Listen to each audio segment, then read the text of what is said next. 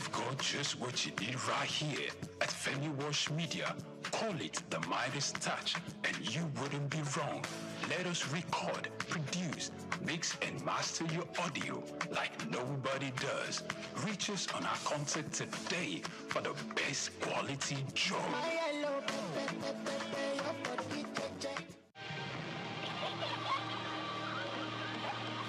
What keeps the heartbeat of a community alive? Is it the courage to create, the power to connect, the vision to transform? Well, it's all of this and more. It's a symphony of ideas, innovation, and industry. But where do these stories come alive? It's right here on The Isle, 104.9 FM, the station where dreams meet action and growth finds its voice. The Isle, 104.9. Business, economy, development. Stay tuned.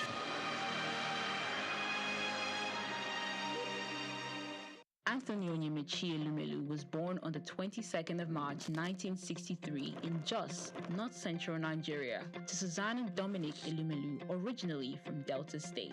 Tony earned a degree in economics from Ambrose University, where he laid the foundation for his future career, and then furthered his education at the University of Lagos, where he obtained a master's degree in economics. His academic journey also includes attending the Harvard Business School, where he completed the Honor of President Management program, equipping him with advanced business management skills.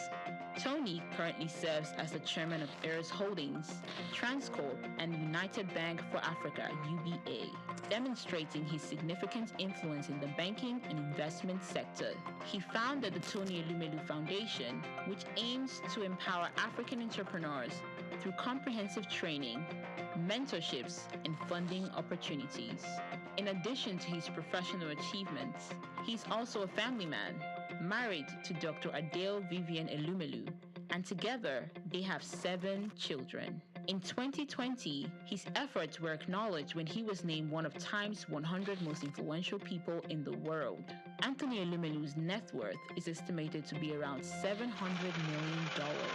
a testament to his successful ventures and strategic investments.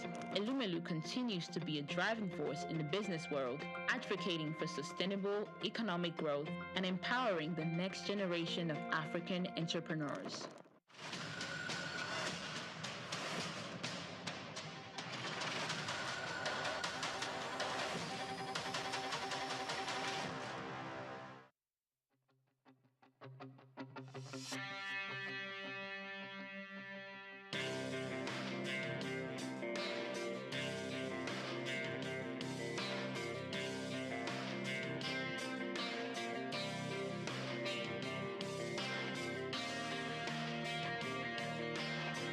When you visit Lagos for the first time and Google fun or recreational places in the city, at the top of that list will be Freedom Park.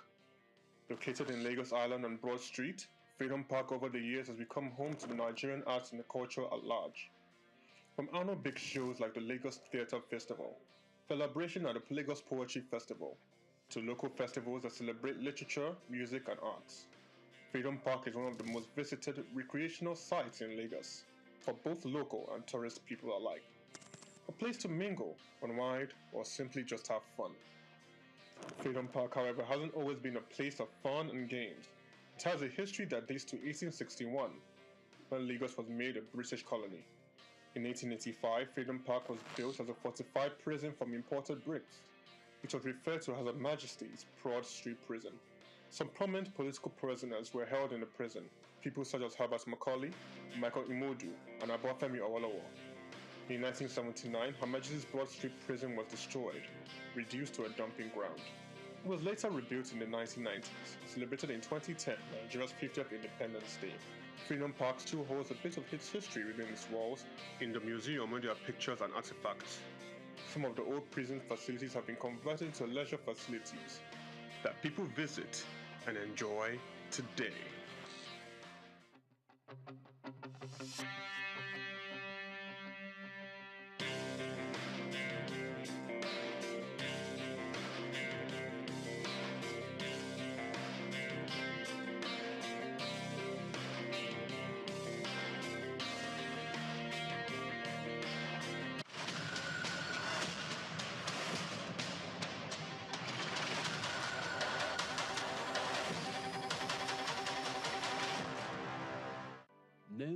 as the father of African literature.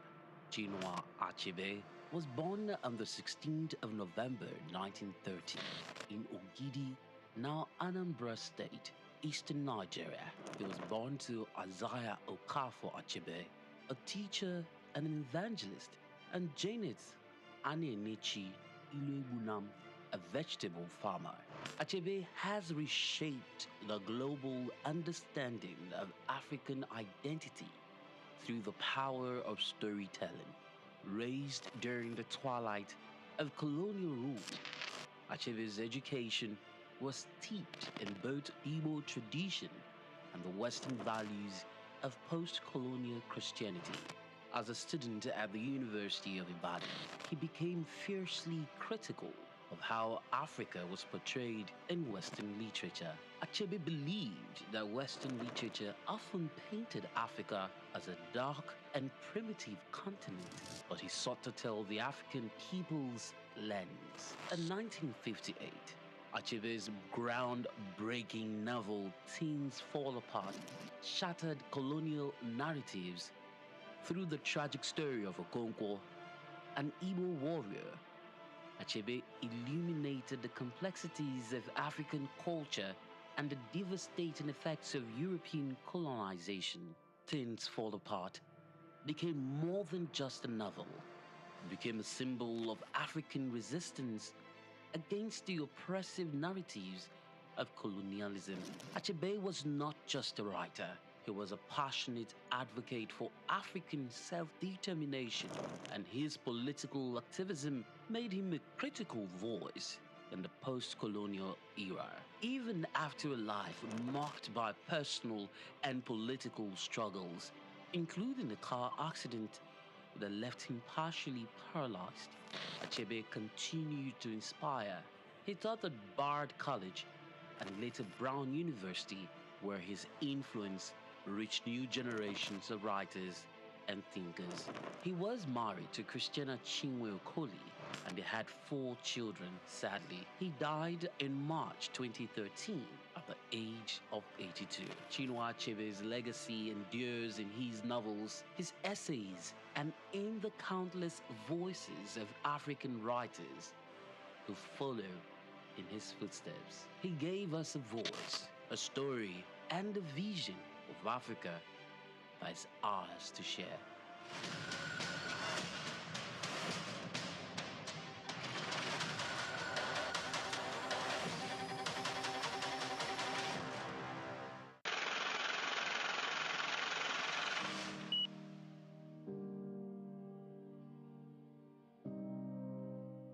Wole Soyinka, born Akiwande Oluwole Babatunde Soyinka on July 13, 1934, in Abeokuta, Ogun State, southwest Nigeria, stands as one of Africa's most celebrated literary figures and a global icon of resistance against oppression. His life and works reflect an unwavering commitment to justice, culture, and the transformative power of arts. Soyinka was born into a Yoruba family in colonial Nigeria, an environment that exposed him to both traditional African culture and Western education. His father, Samuel Ayodele Soyinka, was a school headmaster, while his mother, Grace Eniola Soyinka, was a devoted Anglican. This blend of indigenous and colonial influences deeply shaped Soyinka's world. Soyinka attended Government College Ibadan and later proceeded to the University College Ibadan, where he studied English and literature. Soyinka completed his education at the University of Leeds in England, earning a degree in English and later a doctorate degree. In the late 1950s, Soyinka began working as a dramaturgist at the Royal Court Theatre in London. However, his passion for storytelling and cultural preservation drew him back to Nigeria.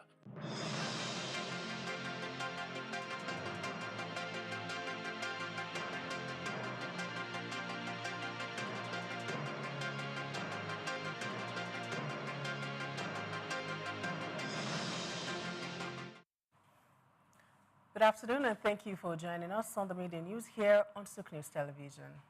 First, the headlines. Nigerian Eurobonds market hit by global trade tensions. House of Representatives Committee on Human Rights moved to abolish death penalty. Lagos GDP hits $259 billion, ranks Africa's second largest city economy.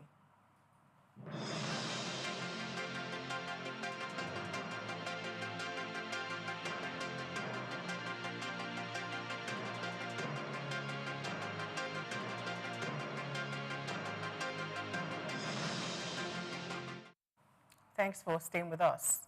Nigerian stock market depreciated by 48.45 billion naira to maintain its downward momentum for the second consecutive day over investors' sell pressures on Conoil PLC, United Bank for Africa PLC, and 30 others. Overall market capitalization closed for trading yesterday at 66.436 trillion naira, representing a 48.45 billion naira decline from 66.485 trillion naira.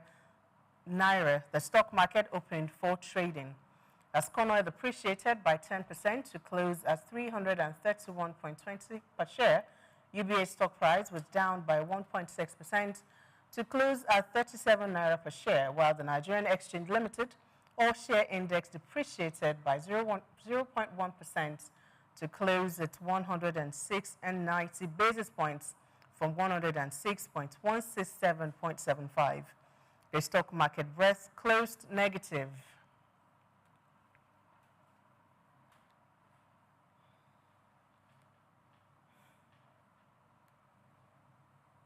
We'll take a quick break. We'll be back after this.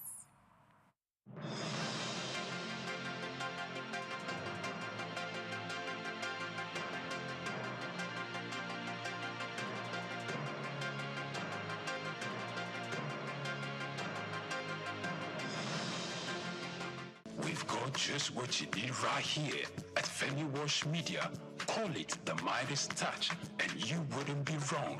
Let us record, produce, mix, and master your audio like nobody does. Reach us on our contact today for the best quality job.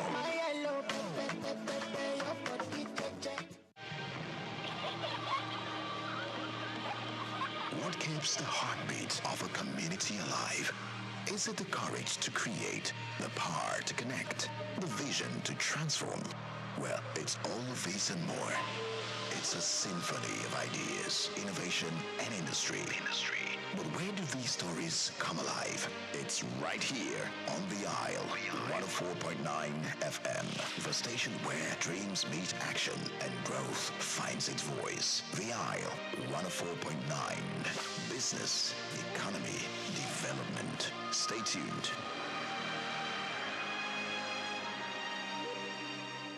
The Three Wise Men. Iconic sculptures and statues adorn major metropolitan cities of the world. In Lagos, Nigeria, the statue of three men designed to depict the state's cultural heritage and to usher in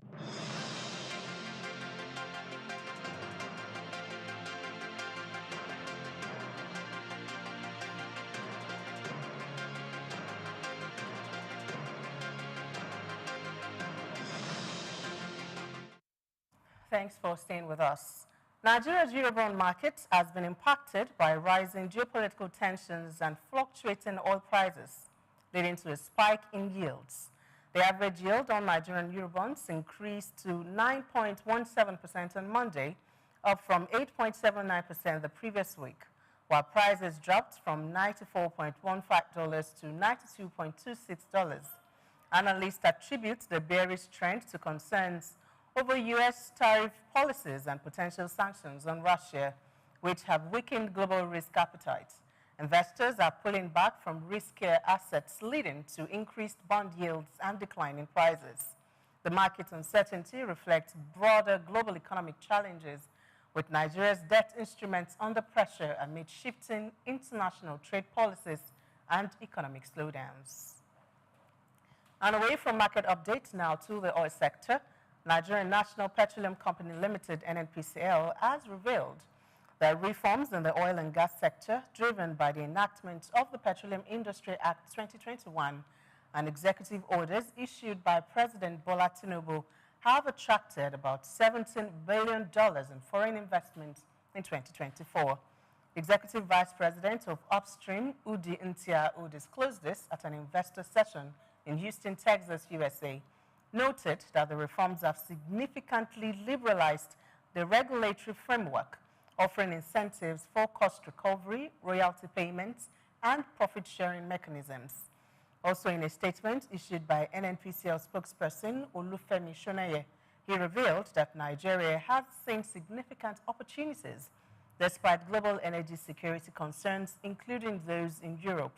The statement further noted that the NNPCL has strategically positioned its assets to leverage the current strong price environment, which has remained a favorable cover over the past 2 to 3 years. Ntia, through the statement, called on global investors to direct attention to the Nigerian oil and gas sector, as the nation is now an investor's haven, owing to the robust regulatory reforms and the investment-friendly policies of President Bola Ahmed Tinubu's administration. Meanwhile, the Dangote refinery is set to lose 32.5 billion naira after slashing the ex-depot price of petrol from 890 naira to 825 naira per litre. With 500 million litres in stock before the price cut, the refinery's expected revenue dropped from 445 billion naira to 412.5 billion naira. Despite the loss, Dangote Group maintains that the price reduction benefits Nigerians and stabilizes the fuel market. Fuel importers and marketers are also facing losses due to the refinery's continued price reductions, which have made fuel importation less attractive. Many filling stations have lowered their pump prices, with Nigerian National Petroleum Company (NNPC) retail stations now selling petrol at 860 naira per litre. Market analysts predict a further drop in prices to around 800 naira per litre as the landing cost continues to decrease. Nigerians have welcomed the price cuts but have urged Dangote to expand the number of filling stations selling its products. Experts believe the refinery could recover losses due to the strengthening naira and lower crude oil prices, ensuring long-term stability in the domestic fuel markets. And moving on to air travel, the federal government of Nigeria has begun a review of its bilateral air service agreement BASA process with Jamaica to enable a direct flight arrangement between both countries. In a statement by the Ministry of Aviation and Aerospace Development, Jamaica's ambassador to Nigeria, Lincoln Downer, discussed the service process with the Minister of Aviation, Festus Keyamo. Downer expressed deep appreciation for Nigeria, revealing an intriguing discovery from his 4 months as the Jamaican envoy to Nigeria, emphasizing the potential for mutually beneficial diplomatic engagements between Jamaica and Nigeria, as he extolled the importance of improving and enhancing bilateral relations, including reviewing the BASA agreements between both countries. You're still watching the media news, reaching you from the studios of Souq News Television. We'll take a break now. We'll return after this break.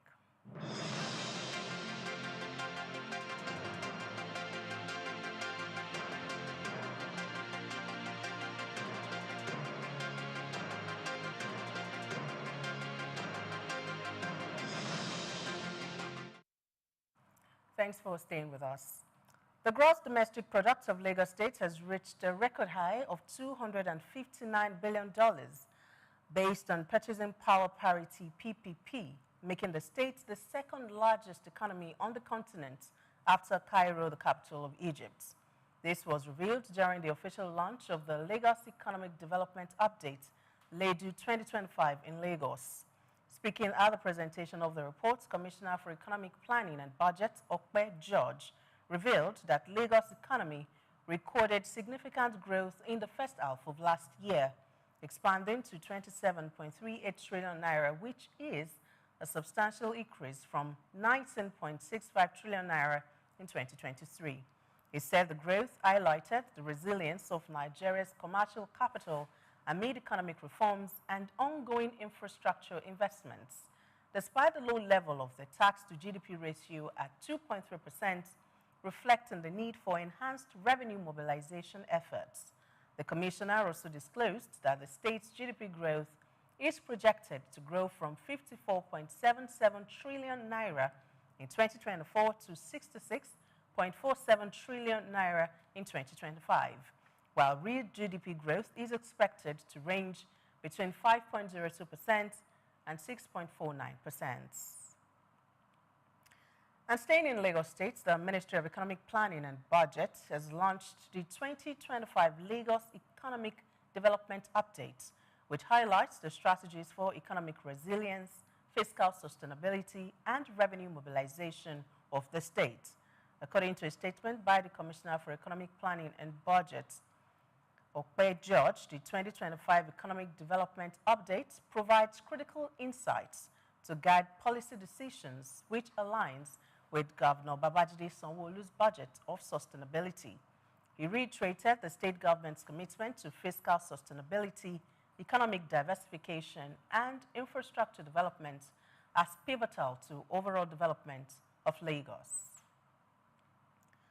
Meanwhile, the Lagos State Waterways Authority, LASWA, has removed a dangerously installed dredging pipe that posed a major threat for ferry operators and waterway users along the power line en route to the Ikorodu axis. In a statement, LASWA said the pipe left behind by a dredging company obstructed two passenger ferries and damaged their hulls before it was discovered. And upon receiving reports of the obstruction, LASWA's patrol team conducted an on-site inspection and quickly installed marker buoys to indicate a safe passage for boats. The agency emphasized that this swift response was crucial in preventing a potential disaster and reaffirmed its commitment to monitoring and managing the waterways. LASWA urged dredging companies and marine operators to follow safety and environmental regulations to avoid similar incidents in the future. It also called on stakeholders, including boat operators and waterfront communities, to collaborate in maintaining safe and navigable waterways.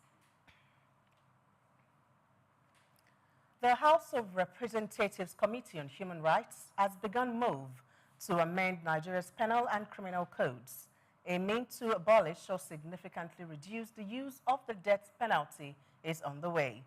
The criminal code currently governs the southern states, while the penal code applies to the northern states. Both legal frameworks define criminal offenses, guide investigations, regulate trials, and prescribe punishments.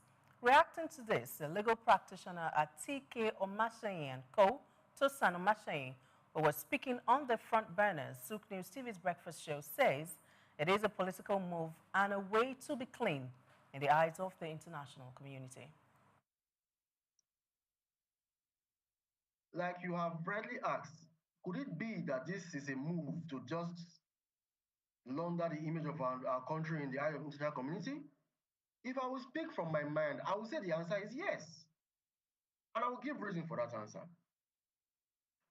The Punch newspaper, in a publication made on the 18th of May 2024, actually published that our House of Representatives had indicated their solid support for the move to apply the death penalty for the offense for drug-related offenses. They lent their support and, full shot. They were very, very unequivocal in their support that if the Senate were to successfully pass a bill that actually attach the death penalty to anything drug-related, they would support it without hesitation. It is surprising to see that less than a year later, in the face of serious outcry against the death penalty recently imposed, I believe, on American citizens by the Supreme Court, or the affirmation of a death penalty on an American citizen by the Supreme Court, we are seeing a sudden 360 turn where there are certainly moves to abolish the death penalty from the criminal and penal code. The truth of the matter is that even if you were to abolish the death penalty from the criminal code and the penal code, it will still require the different states to domesticate this law for it to become applicable. The reason being that the criminal law system in Nigeria is usually one that applies more on a state-to-state basis than on a federal basis. What am I trying to say? The attachment of death penalty to the offense of kidnapping was not done by the National Assembly. It was done by most states of assembly, state houses of assembly.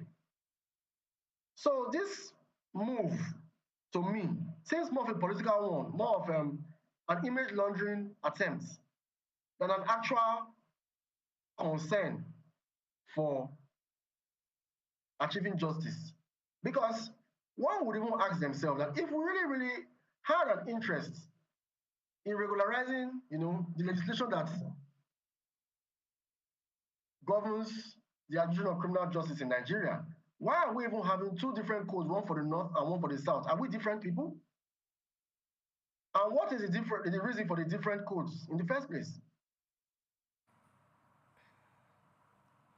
And still from the legal lens, we move to the insurance sector now, where the House of Representatives has also enacted the Nigerian Insurance Industry Reform Act 2024, which provides a comprehensive legal and regulatory framework for insurance business in Nigeria.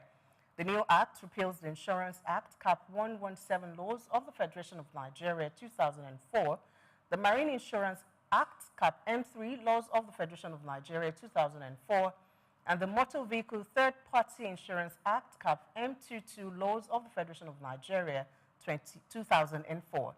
The Act also repeals the National Insurance Corporation of Nigerian Act, laws of the Federation of Nigeria 2004, and the Nigerian Insurance Reinsurance Corporation Act, Cap N131, laws of the Federation of Nigeria 2004.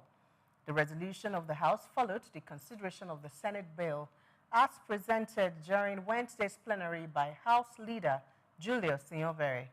Lawmakers considered the clause-by-clause provisions of the bill and agreed with the Senate, signaling the final passage of the bill to an act of the National Assembly. You're still watching the media news here on Souq News Television. We return after this break for more stories. Don't go away.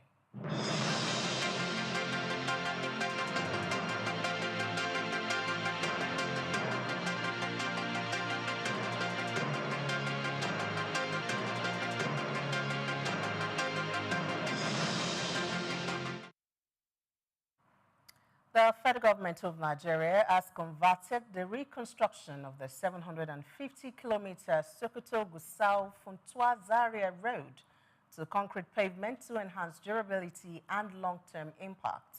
Minister of Works Dave Umahi disclosed this during an inspection tour of the ongoing project in Dange-Shuni local government area of Sokoto State. According to Umahi, many Nigerian roads built with asphalt failed to last beyond 15 years, prompting the current administration to adopt concrete technology for increased resilience. The minister stresses President Bola Tinubu's commitment to delivering legacy infrastructure that would significantly benefit Nigerians. Also, Minister of Works Dave Umahi says 52% of the ongoing road construction projects initiated by the current administration are concentrated in northern Nigeria. Umahi made a statement during an inspection of a segment of the 258-kilometer three-lane carriageway in Gulumbe, Kebbi State, which represents a significant portion of the 1,068-kilometer superhighway. He commended President Bola Tinubu for approving the necessary funding and providing leadership for the construction of the 1,068-kilometer Sokoto-Badagry superhighway. He explained that the focus on the northern region aligns with the government's commitment to improving infrastructure across the country. The minister also said the 4 legacy road projects initiated by the president encompass all 6 geopolitical zones of the country, stressing the non-partisan nature of the present administration. And finally, on the newsround this afternoon, the Nigeria Center for Disease Control and Prevention, NCDC, has listed 357 persons for follow-up over the possibility of being infected with Lassa fever. This follows the death of a 31-year-old medical professional who returned from the United Kingdom on February 27, 2025, and died of Lassa fever on March 1, 2025. The physician was reported to have been managed at a private health facility in Ondo State after returning from the UK. Data from the NCDC further showed that 535 persons have been infected with the disease out of the 2,728 suspected cases across 13 states and 75 local government areas. It also noted that over 100 persons have been killed as of March 2, 2025, with a case fatality rate of 18.7%. Lassa fever is an acute viral hemorrhagic fever caused by the Lassa virus. And that's it on the media news this afternoon. Remember that you can follow us on all our social media platforms at Souq News TV. My name is Tim Topelmwali. Good afternoon. Thank you for watching.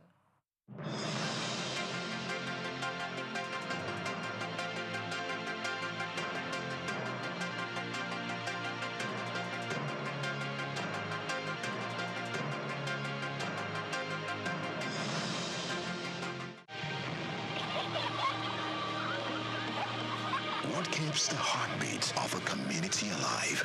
Is it the courage to create, the power to connect, the vision to transform? Well, it's all of this and more. It's a symphony of ideas, innovation, and industry. But where do these stories come alive? It's right here on The Isle, 104.9 FM, the station where dreams meet action and growth finds its voice. The Isle, 104.9. Business, economy, development. Stay tuned.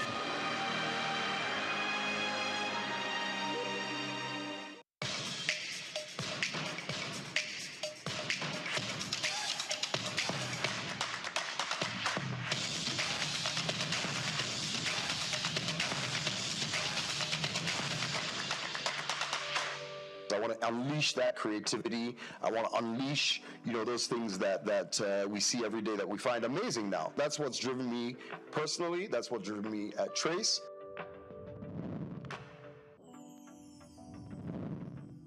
All right, welcome again. It's Inside Life. My name is Hans Mba, and as usual, we have an extra special guest for you each week. Today we got Sam Onyemelukwe. I was about to murder your name. Yeah. And he is, I say that he is Trace TV, right?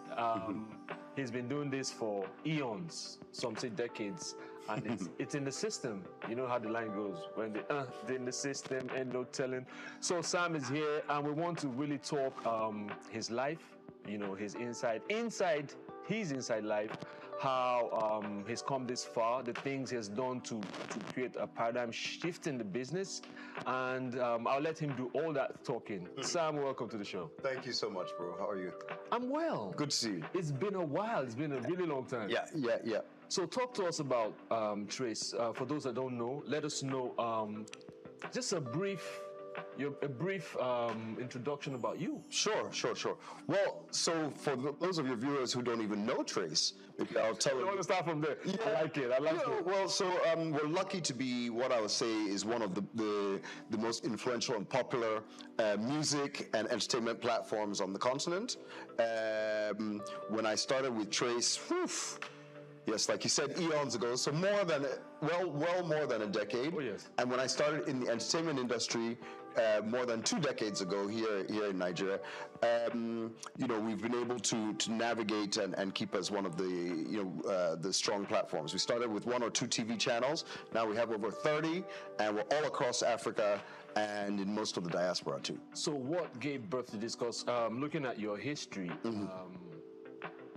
Trace, it seemed like Trace just jumped out of nowhere and just started to, do things. And because we have the amount of young people, youth here, and many, especially in recent times, are being navigated towards the entertainment, towards the creative. Naturally, yeah. Back in my day, you told your daddy you wanted to make music. Wow. What are you talking about? That's even the list, But now parents are enrolling their children. They're pushing their kids to it. Yeah. They're buying them a whole studio setup, birthdays, guitars and stuff. Yeah. So what influenced y'all just jumping out and making this happen? Well, no, to your point. I mean, I love the fact that as you said, back in our days, I would see a kid in the village, one of my nephews or niece, and all they were interested in was just kind of surviving, maybe finishing school. You know, they were hoping maybe they'll have a bigger farm. Now they believe they're going to be the next whiz kid. Oh yeah. Right? And so for me, it's that. And it's doable. It's very doable. Yes. And so it's that excitement, that burning passion and ambition that we have as young Africans that has driven me. Because I want to unleash that creativity. I want to unleash, those things that we see every day that we find amazing now. And then now parents are saying, take this, go forward with it. So that's what's driven me personally. That's what driven me at Trace. And how we just jumped out. Well, that's a magic trick that I'll keep in my sleeve. But no, we've like I said, I'm very humbled, and that we've really been able to make a big impact on the music, on the creative industry in Nigeria directly, as well as across the continent. Speaking about impact, don't make me jump the gun because I have those questions.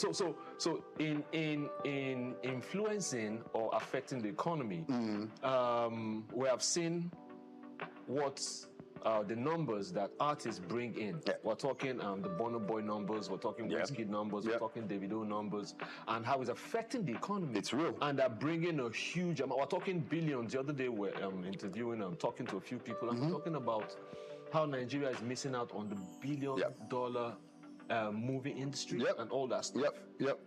So based on that, what do you think our stake is in that whole? I'm not even going as far as Hollywood now. Sure. In Africa, Nigeria, what's our cut in the cake, massive cake? No, look. I'm a proud Nigerian. Some of you pretending I'm not Nigerian because I'm yellow. But I'm a proud Nigerian, okay? I'm a proud Nigerian. Yes. And I'm only that piece of it because we are also proud people. And it's that and our attitude and our confidence that has made us dominant in the music and the film and the entertainment industry across the continent. So truthfully, we should really, Nigeria should be benefiting even in a better way. But I won't fault where we're at. I would say that there's a lot of the right energy, a lot of the right efforts, and a lot of the right people in the right places for us to continue to grow this industry both locally and internationally. In government, we're very excited to see the lineup of those getting involved, from the Honorable Minister himself, across to Minister. I'm talking of Information Technology, down to the Minister of Creative Industries, Obi Asika, Tola Akerele, who's DG of Tourism, Culture Tourism, and then Tola Akerele at the National Theatre. So many great players are getting involved who know this industry, who can help us make this a sustainable thing, right? One of the things that you think we're affecting the economy for the music part? Do you think we're affecting it positively, having listed these names? And what they're doing or what they should be doing? No, absolutely. And what I would go back to say is that, first of all, for me, and I think for a lot of them, one of the biggest focuses, I think one of the biggest focuses should be and is the local aspect of it. It's very exciting for us all to say that we have a Grammy-nominated or Grammy-winning superstar like a Burna, and we've had many of them over the years, right? Nominees for eons. So it's not just, guys get excited like this is the first time. Even back in the 70s, right? Much less across Africa, Angelique Kidjo, and we know. So I'm very proud of what the guys are doing now, and I love that fact. But from an industry perspective and for our economy, we need to look at the local economy, right? We need to look at the local support and the local generation of wealth around this industry. Yes. For our movies, we don't have enough cinemas. What are people doing in community cinemas? What are they doing, to ensure that the people who love this content in the northernmost reaches, maybe Yola or wherever, can enjoy this content at a price and in a way that's not going to, to break the bank, right? That's going to make it worthwhile so that our economy can continue to grow. And on the music industry, sure, you talked about all the big guys in music and content. You talked about all the big guys, but I also love the bottom of the pyramid. I do. Right? I love this, the fact that there are thousands of creators. I just watched your show, and you had the young man who's a busker. Yes. What's his name again? Komi Flames. Komi Flames. Yes. Come on. You have a busker on the streets of Lagos. You have thousands of guys making content. And, and this also represents a huge shift and to the dynamic of what's happening in the economy, as well as the economics of it. So you have Burna Boy and whoever at the top generating literally hundreds of millions of dollars in activity. Yes. But likewise, those hundreds of thousands at the bottom are also doing the same thing. So it's a paradigm shift for our industry, for our economy. And we're loving it. You said something about we're not benefiting enough. Shed more light on it. Yeah, no, definitely. Look, one of the basic things is the protection of intellectual property. Yes. Right? On a very show like this, in the mall, I hate to say it because our economy's tight right now, so we all don't want to spend money. But even in a wedding, we're supposed to actually pay for the music we use. That DJ is supposed to pay music rights. I agree. The mall or the shop that you go to is supposed to play music rights. The radio station, the TV channel, we're supposed to pay music rights. But those protections and that regulation is not in place enough to generate that out of this. So our economy is being shortchanged. The creators are being shortchanged, and those of us who are behind the scenes, our businesses are getting shortchanged. But we're on the right path. I'm confident. So what can you tell us 1, 2, 3 things that you feel we can do to mitigate this? Because I say this, I also have a weekly show where we talk to hip hop artists and from down there. Right. I'm like, we're talking, I don't want to name names now, we're talking 0.0001% to the artist. And still, many people don't feel led to, despite all the subscription and stuff, many people don't feel led to subscribe because there's a feeling that the artists are being robbed. Yeah. Like you're saying now. So how do we, is it just we talk about it to shed light to? Because they said you talk about it frequently or often enough something gets done. Yep. But beyond that, who does the something? We're talking about. So to your point, there's multiple players in the ecosystem. There's stakeholders. Yes. And each stakeholder needs to play its part. But why I'm confident is because the money is so compelling. There's a floodgate waiting to be opened, and nothing moves mountains like money. Right? So we're all motivated in the right way because we can point to, and as you said, as we continue to talk as an industry about, let me go back to performance rights, right? Performance rights, for the artists, maybe not even a big name. Let's talk of an unknown artist or only, not so well-known artist who has a hit song.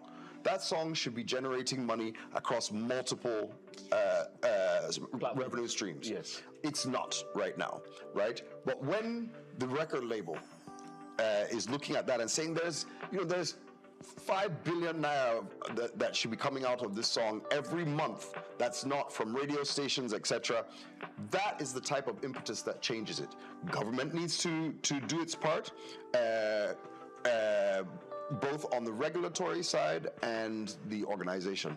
COSON and MCSN have been fighting too long. P-Man, Just focus on the art, focus on the business. Art. Stop this stuff, get out of the fighting. The money is there, you're holding it back, we need that unleashed, right? Likewise, industry players need to play their part. Radio stations, TV stations, hotels, bars, we need to fess up and say this music is worth something. Yes, it's not free. It wasn't made free. It wasn't made free, and it's the way, me as a TV station, it's the way we make money, right? The reason that people watch my channel is because I play these music videos. So I can't take this for granted. So we pay almost 25% of our revenues at Trace to music rights. So here in Nigeria, that's in the billions that we pay for music rights every year. right? And that money should be getting to the artist. Sometimes it doesn't. Doesn't. But we need to play our part. Government needs to play its part. The private institutions and the viewers, the public needs to recognize there's value in this thing. It's real. When you jump and dance to a Davido song, sure, you see him rich on Instagram, but just know that this thing is real. It's real money. Really, it costs money.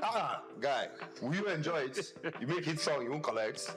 Just make it easy. Your product. Yeah, exactly. Sell something, you have whatever it out for product, free. it's your You have it product. out for free. Exactly. So also, a lot of these things are happening to affect the youth and how they're gainfully, maybe not gainfully, engaged. Well, yeah.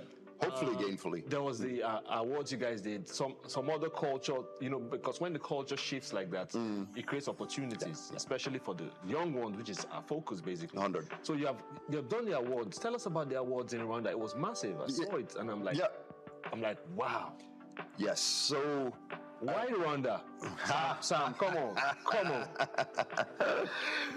Okay. First of all, let's tee up the awards. For those that don't know about the awards, we did our first ever Trace Awards and Festival last year, almost a year ago, and we were excited because it actually did the impact that we wanted. So we truly took the entire music industry and we claimed the space as the top awards on the continent in one fell swoop. Really? One fell swoop.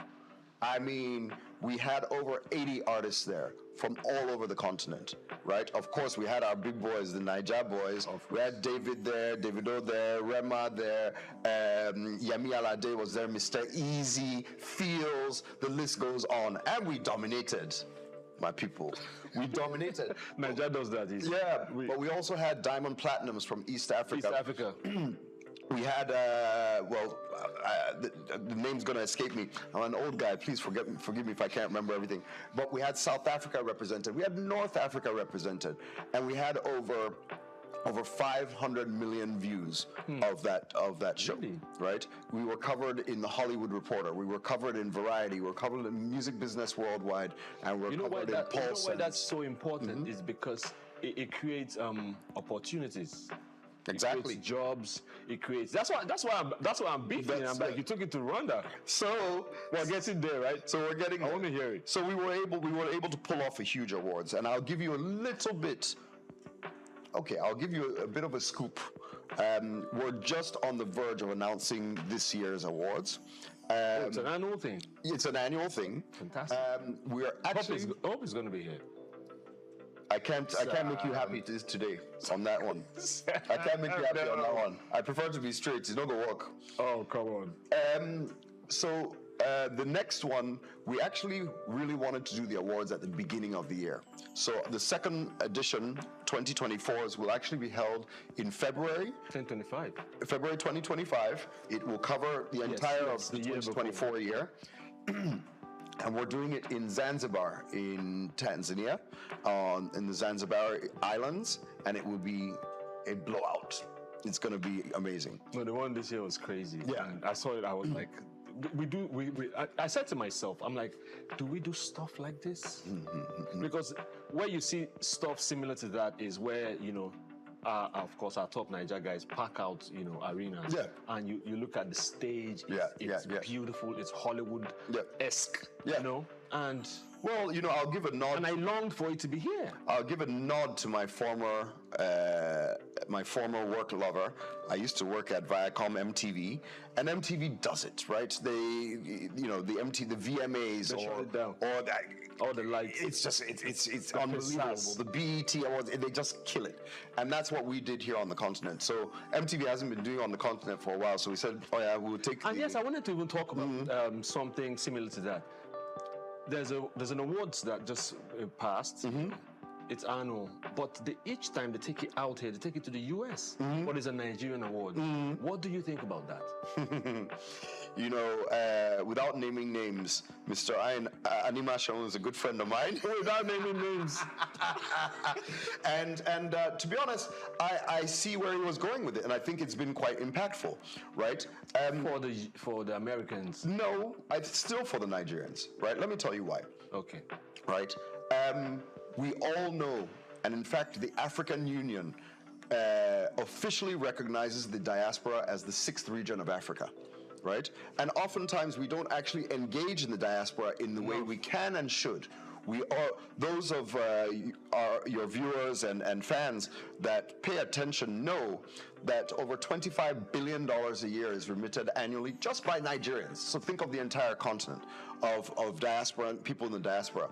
So being in the diaspora made sure that the audience there knew that they're not just a separate thing, right? That they're part of us, whether they're separated by an ocean or as close as a video call. That we wanted them to feel and experience that, and that's what IO did, right? He's bringing it back. He's bringing it back nowadays. Yeah, because there was a lot of flack about it. But there was also a lot of great stories about it, right? So I reject that it was a one-way thing, and IO did achieve what he wanted to do by bringing it there. He's coming back to also bring another aspect to it. This is one of the longest running awards on the continent in Nigeria for 17 years, sorry, right? That the Headies has been reigning. So all respect. So the great thing is, for me, it's the impact on the economy. That's crucial for me, especially for the young ones, because it's seemingly not easy, and there seems to be no way out. But the creative industry, acting, music, producing, all that stuff has helped open those doors for them. No, look, so for the Trace Awards, right? And to be honest, I would really love to do it here in Nigeria, right? We've been starting some discussions with Lagos State, the national government, because you need government support, especially for the big-scale creative industry on the continent. Government must be a part of it, and not just our awards. We just talked about it from all the other aspects of this, right? So the creative industry needs government, right? And I'm hopeful that we can see our way to doing it here. We have some issues to sort out. From our tourism aspect, travel, safety, etc. But so we're definitely open to bringing it here. But the awards that we did, the night itself, as in the cost of the night itself, was about 5 billion naira. For the setup, the event, the travel, everything that happened around that night. And during that week, and even more, about a 2 to 3 week period, we generated over $30 million of economic activity. That included... Which is why it hurt me each time I said... That we didn't do the awards here, right? That we were doing it in Rwanda and we're bringing it to Tanzania. We had over 2,000 people fly and stay a week. Because we extended, it wasn't just one night. There was this festival, there was a summit. This year we'll do a more music summit. So you had over 2,000 people traveling, at an average of $1,000 for flight and hotel, even more, really $1,500. There you've already got, $3 million of benefit. And then, clubbing, shopping, food, etc. And we employed over 2,500 people directly and indirectly during that week, both from the technical team, the setup, carpenters, set dressers, film people, lawyers, etc. The artist managers, etc. My heart is breaking as you're going on. So that's how you. Rwanda has eaten all that. So let me. We're getting digitized quickly. Across board. We're talking AI. AI has been integrated to everything. Even on WhatsApp, they're asking you, okay, what? So digitally, especially coming in, how you guys came in. How has that helped, and how does it continue to help, or is there a roof? Is there a cap to digitally making these things happen in an open way? I don't know that I would say there's a cap, but technology and human innovation always sees that we find another way to do things differently. Whether it's expanding and growing it, or sometimes a funny way that it just goes off to the side and you're surprised, etc. So I don't think there's an end point in sight for the innovations, the changes, and the of what technology brings to our industry, and how we as consumers enjoy it, interact with it, and contribute to it. I think it's going to continue to be a really dynamic thing. So for Trace, we've embraced digital, the digital ecosystem in a huge way. From starting off from straight TV channels, we have an e-learning platform that has over half a million active subscribers on the continent. We've just morphed that into Trace Plus. Trace Plus is a streaming app that's really going to be focused on delivering the content in the way people want it. We're still on TV channels. We're still on TV screens as we are doing today. But we're all watching here, True. More as much as anything. So, we're of course embracing that. But furthermore, as an organization, let me give a small shout out again to, I love to encourage our government people, to the Honorable Minister of Information and Technology, His Excellency Bosun Tijani, for his foresight and ambitions around AI. Sometimes, especially when I was younger, I'll look at AI, or that time I wanted to launch satellites, I'd be like, Niger, what's wrong with us? We can't buy tomato yet, we're talking about AI.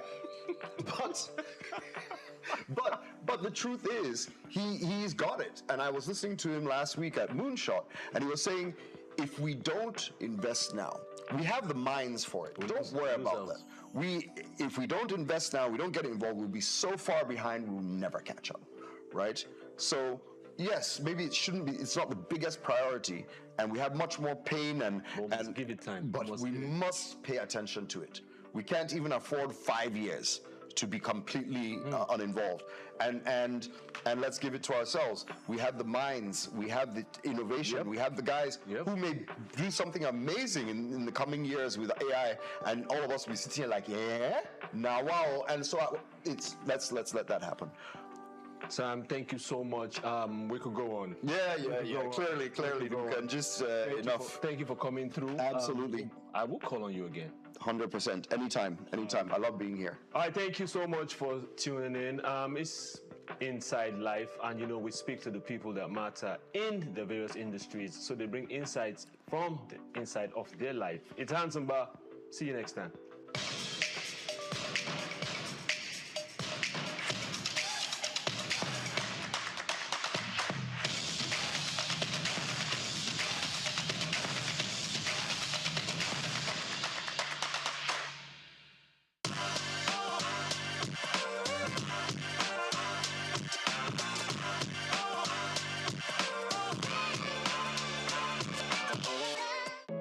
Teach us to number our days, that we may apply our heart unto wisdom. This ancient phrase isn't just scriptural, it is a guiding principle embraced by people from all walks of life, whether for fun or for genuine wisdom. 60 is indeed a remarkable milestone, and today we join the world and the Methodist Church in celebrating the Diamond Jubilee of their very own Secretary of Conference, the Right Reverend Dr. Babatunde Abiodun Taiwo, popularly known as Papa T. Hello, my name is Grace Komolafe, and this is Souq Podcast. Like I would always say to you whenever I have the opportunity to do so, I would say that I would take it right from our studio to your very destination to make sure you have a more special moment.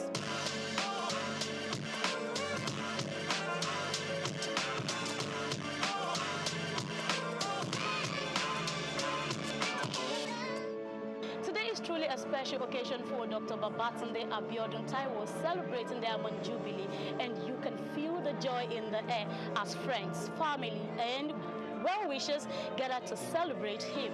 Just as the celebrant is exceptional, so are the distinguished guests who will be joining us on this side today. It is Souq Podcast, and we will be bringing you special moments with special guests after this break. Stay tuned, we'll be right back.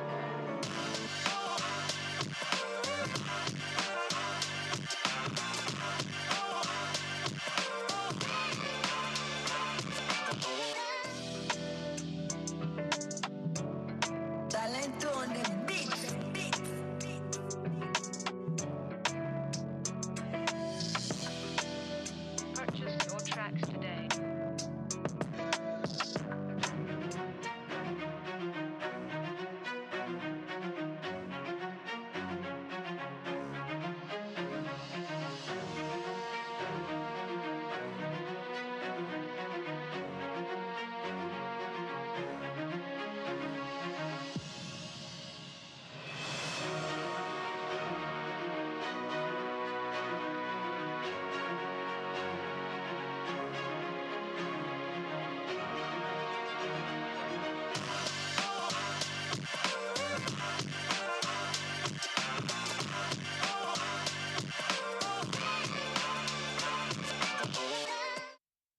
So it is Souq Podcast on Souq News Television. Like I told you, we'll be having special guests come around to talk about this celebrant. It's a pleasure having you here today, sir. He's the Right Reverend Dr. David Adekoya. I would like you to tell us more about yourself. About myself, by the special grace of God, I'm a Methodist bishop. Before becoming bishop, I served this church as the income monitoring coordinator for several years. And even as bishop of the Diocese of Elekuro, I am currently the conference income monitoring advisor. I served for years as bishop before his election or elevation as the secretary of conference. And we find out that at the time of contemplating of whom to select as the secretary of conference, we discovered that the former prelate, His Eminence Dr. Chukwuemeka really did his research very well to pick somebody who is capable for the assignment, the best person for the assignment. Apart from that, I have a relationship with him this way. I succeeded him at Elekuro. He was the bishop of that diocese, and I took over from him. Immediately, he was elevated as secretary of conference. I was also translated from another diocese to take over from him. All right, thank you. So you talked about capability, that he is capable. So would you say in selecting secretary of the conference, would you say that experience counts? Experience counts. You must have served as bishop for some years. And I think with that, he got the experience before being elected into that post. And apart from that, we look at capability, look at the zeal, the passion for the job. And I think he's in possession of all this. So what are you wishing the celebrant today as he celebrates his 60th birthday? Wishing him well, that he will celebrate more and more. 60, another milestone will be 70, 70, then 80, 90, 100. Then the Lord can do whatever he wishes to do after 800. Thank you very much, Right Reverend Dr. David Adekoya from the Elekuro Diocese, Ibadan. Thank you so much for your time. Bless you. Thank you. It's a pleasure.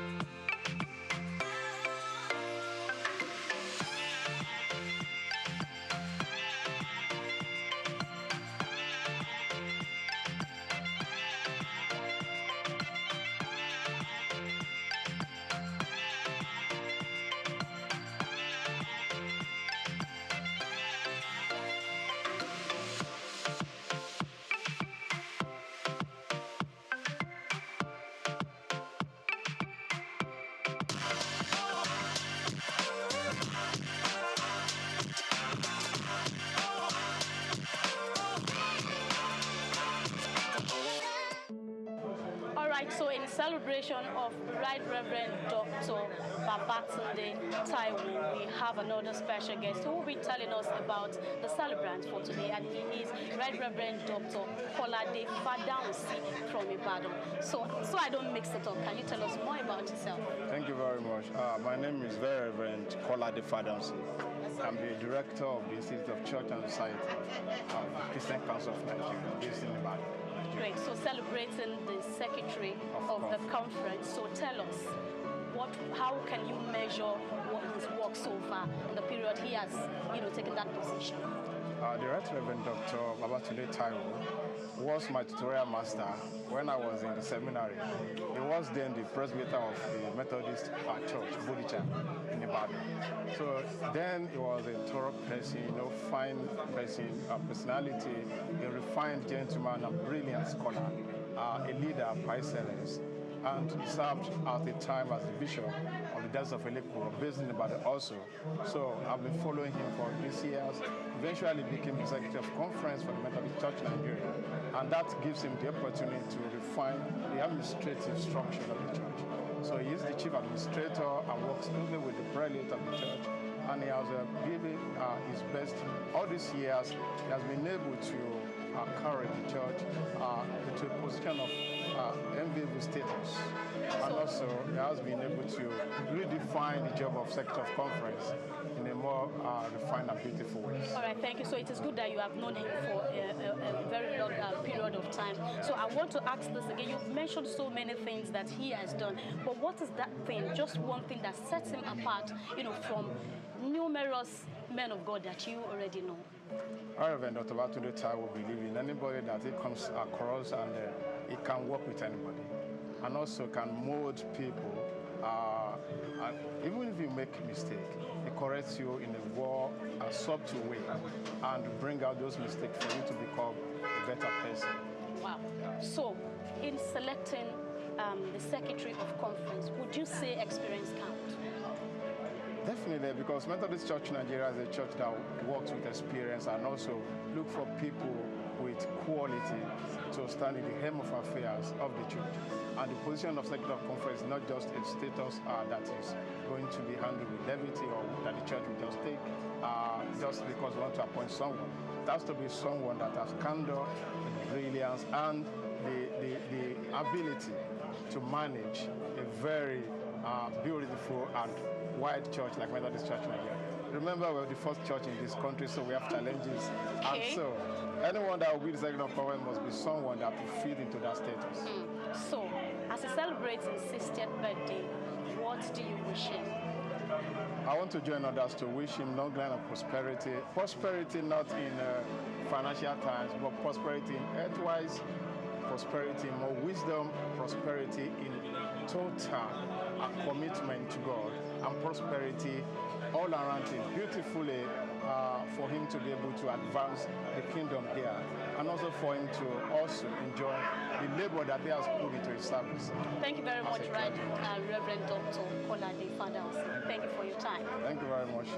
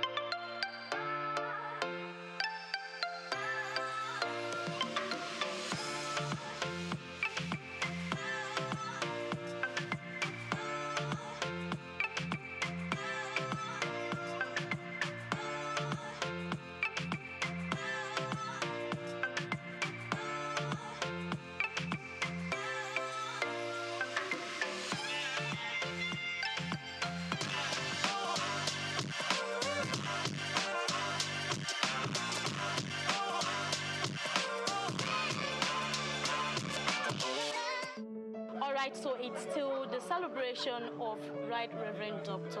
Babatunde Abiodun Taiwo. And here we have Reverend Oladapo Daramola. He is the minister in charge of the Ikeja parish, if I'm not mistaken. It's a pleasure having you here. Always a pleasure to be here. So tell us, what's your relationship with the celebrant? Well, on a personal note, what we call is an egmont to me. Okay. And in the ministry, is my boss. The ministry is your boss. Yes. Great. So we have a dual relationship. So we have the one, he calls me Aburo, and we have the one that, it becomes a formal relationship. Great. So as an Aburo, right, what do you admire in him? I think it's courage. It's courage. And the passion he has for the ministry. But more importantly, it's courage. I know some experiences he has had, and I saw the way he weathered those experiences. I call them his own storm within the ministry, and how he weathered the storm. It's quite motivating. It's quite, for those who are coming behind, it's quite encouraging. And it shows that if you are committed to the work of God, if you are, first, I think we must establish the fact that if you are called by God, yeah, things will happen, storms will come, but like he did promise, he's always going to be with us. So, and that's one thing I admired and still continues to admire about him. Okay, so how would you say his journey, or would you say rather that his journey reflects the value and mission of the church? Well, to a large extent, again, maybe that's where his passion comes in. Okay. He's passionate about the church. He wants to see the church, just like his own personal life, he wants to see the church overcome challenges and be better.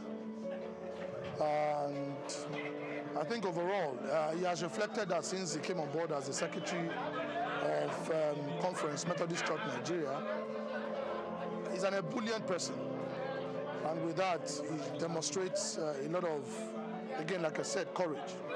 He has faith, and that resonates, through anything he does. He never believes anything is impossible, and so in his personal life, it has shown, and has also reflected on his journey as a member of the Episcopate in the Methodist Church Nigeria. All right, so before we let you go, tell us your wish for him as he celebrates this. I just wish him all the best in life. I wish him he gets to higher grounds. I wish his wife, and who is like an egmont to me also. Okay. So like I said, we have two sides to this. You have plenty of egmonts. So I wish them all the best.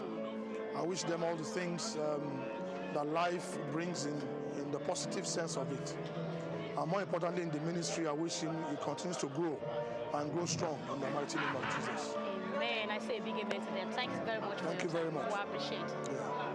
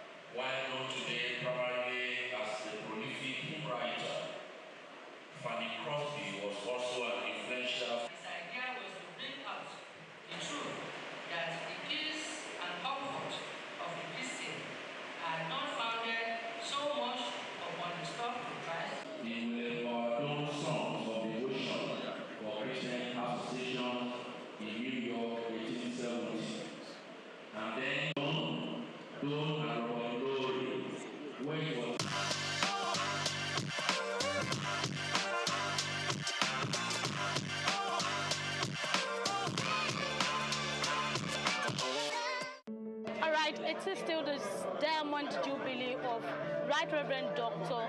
Babatunde Abiodun Taiwo, and we've been having special guests, distinguished guests come around to talk about him. Do not forget, he is the Secretary of Conference for the Methodist Church of Nigeria, and we have someone very close to him again. I think they've been working hand in hand, and we have him to say something about the celebrant. It's a pleasure having you here. Let's know who you are, your name, your relationship with the celebrant? My name is Very Reverend Uchenna Onukube, and the Director of Administration, Methodist Church Nigeria, and in the diaspora. So that's who I am. Okay, so we had a conversation, I think, earlier before this, podcast started, and you mentioned that you are his deputy. So, as his deputy, how would you say what would you say rather his birthday represents to you as a member of the church? His birthday, marking 60, it's a big achievement, especially in our climb. And it's worth celebrating. And I believe that today we are celebrating a man that is focused, is very focused, a man that can be loving, a man that also can correct you in ways that you never even thought he could do it, but at the end he wants the best for you. So working closely with him, it has afforded me the opportunity to understand him as a man of many parts. Okay, so I mean, you know now that he's a man of many parts, but I would ask you that what sets him apart? You've actually worked with a lot of people, if you agree with me, but what is that thing that sets him apart when you want to do a comparison? Yes, what sets him apart is that he's a man that wants jobs done. He would harass you, he would cajole you, he would try to encourage you, but just get the job done. So at first I saw him as somebody that is very difficult to work with. But at the time I understood him as somebody that wants the job to be done. And just let's cross the line and finish and get the first position. So the moment I understood him as that kind of a person, I tilted towards that focus. Okay, great. So would you say that his journey so far reflects the mission and the vision of the Methodist Church of God? Yes. One thing about the Methodist Church is that anyone that is in a position is fitted by God. Because we have so many persons that are qualified, so many persons that could do wonderful things. But God has a way of narrowing it down to our persons. You might be surprised when a verdict is given or a name is mentioned and you say, in your own myopic understanding or your own little understanding, you say, this person is not worth it, this person shouldn't be here, this person should be here. But God has his own way of putting people in the position he wants. And it has been so for Methodist Church Nigeria. And when you take time to understand why God put such a person, you see that, yes, God is wiser than man. All right, thank you very much. I want to ask you your wish for the celebrant. I wish him long life, good health, more wisdom, and above all, money in his bank. Yes, money in his bank, and I agree to that as well. Thank you so much for your time. We appreciate you. Okay. Thank you. Thank you.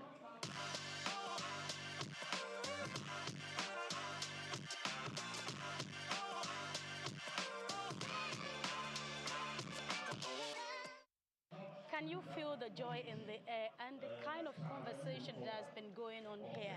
Yes, obviously you would agree with me that Right Reverend Dr. Babatunde Abiodun Taiwo is a special person.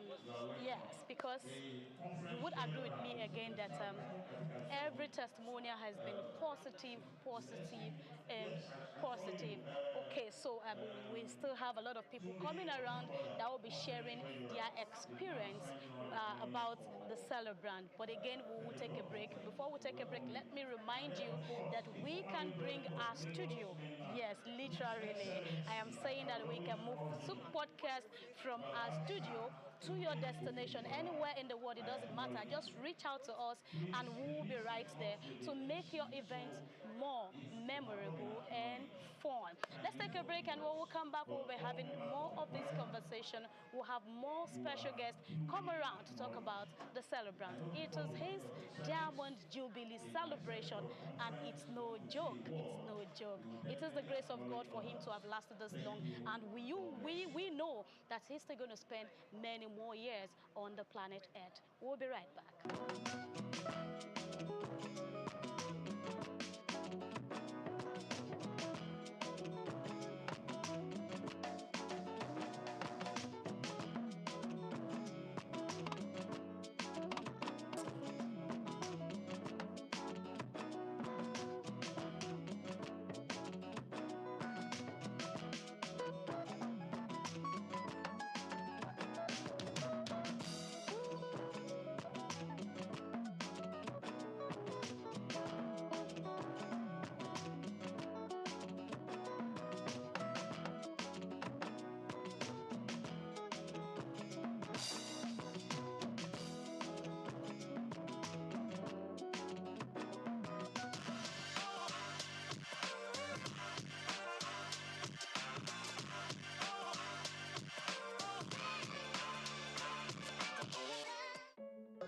It's still Souq podcast, and my name is Grace Komolafe. Don't forget, it is a celebration of the Diamond Jubilee of Right Reverend Dr. Taiwo.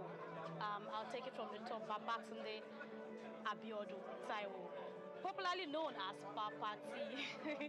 So I think I'm going to use Papa T at this point. Tell me your relationship. Okay, before we go into you telling me your relationship, I think I need to let our people understand who we have here. So we have the very Reverend Patrick Bamidele. Okay, he is the Secretary of Conference Education Secretary. Okay, so he is the Conference Education Secretary. So tell me, what's your relationship with Papa T? Papa T is my direct boss. Okay. I report directly to him. And he's one of the best bosses I've ever worked with. Okay, him being a boss, a direct boss to you, how would you say his leadership has influenced you as a person? Wow. He is a very good leader. A practical Christian, a man with human face, a man who is prepared to listen to you and then come up with solutions, especially when you are in crisis. He's the people's man. He is well loved. And no wonder we call him the new Dawn. Papa T happened to teach me when I was in the seminary. He was my teacher. And we have a name we call him then. When he's teaching you, he flows. So we say, flow out. Oh, okay. we call him flow out. I see. Okay, so at any point, were there a time you felt, oh, I don't think I can work with this person? At any point in time? Not at all. Wow. If I have my way, I will work with him until I retire from Methodist Church Nigeria. That's great. So tell me how, if his journey so far reflects the value and the mission of Methodist Church. Come again. So I asked, his journey so far, would you say it reflects the mission and the vision of Methodist Church Nigeria? Of course. So tell us about it. Of course. If we have to trace his life, when I say his life as a Methodist, I think Methodist Church Nigeria is lucky to have a bishop like him. He has attracted so many things, so many positive things to the church. So you can see the crowd in there. That's the testimony of the kind of person he is. like I say, he's a gift to the church, and we are proud of him. Thank you very much. So what do you wish him today? What do you wish all him today? The very best life can offer. And then many more gracious years ahead. And when the fullness of time comes, we shall all meet over there in heaven, including you. Amen. Amen. We look forward to that. Amen. Thank you so much. Thank you very much. Thank you. God bless you. Amen. All right.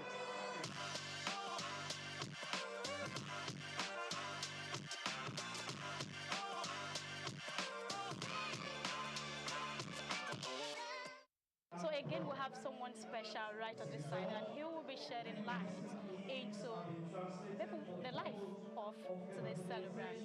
And he is the Right Reverend Eneche Godwin Ojobo. It's a pleasure having you. Very reverend. Okay, very reverend. Pardon me. So you can tell us more. Let's meet you again. All right. I am very reverend Eneche Godwin Ojobo. Okay. Head Media and Communications. Okay. Methodist Church, Nigeria. Great. So tell me, what's the relationship between you and celebrant? Yes, he's my boss, my direct boss. Okay. In fact, he is one of the arrowheads God used to bring me to the media office. And he had been a close ally and friend, so that he will give me counsel and advice based on what to do in the office. And he's a father, he's a mentor, he's a pragmatic leader. He's very, very, very eloquent and very, very widespread. In fact, he is the only Yoruba bishop who had traveled through the East and also to the Middle Belt and have been a bishop of the Igbo people. So I see you people call him Papa T, so let me call him now. Papa T is celebrating 60. What does that represent to you as someone working close with him? Yes, like I said, Papa T for everybody means a different thing. Okay. For us, we copied it from his equals because he always tried to play the role of a father even while he was young. And then he has a baby face. Of course, you can see that at 60, he's still looking more like someone who is around 40, 45, 50, you know. So I call him Papa T because I feel it very comfortable for me because he plays the role of both father, boss, friend, and everything. So as the Secretary of Conference, Methodist Church, Nigeria, what would you say he's doing differently? Yeah, well, like I said earlier, he is one of the oldest bishops as at the time he became the Secretary of Conference.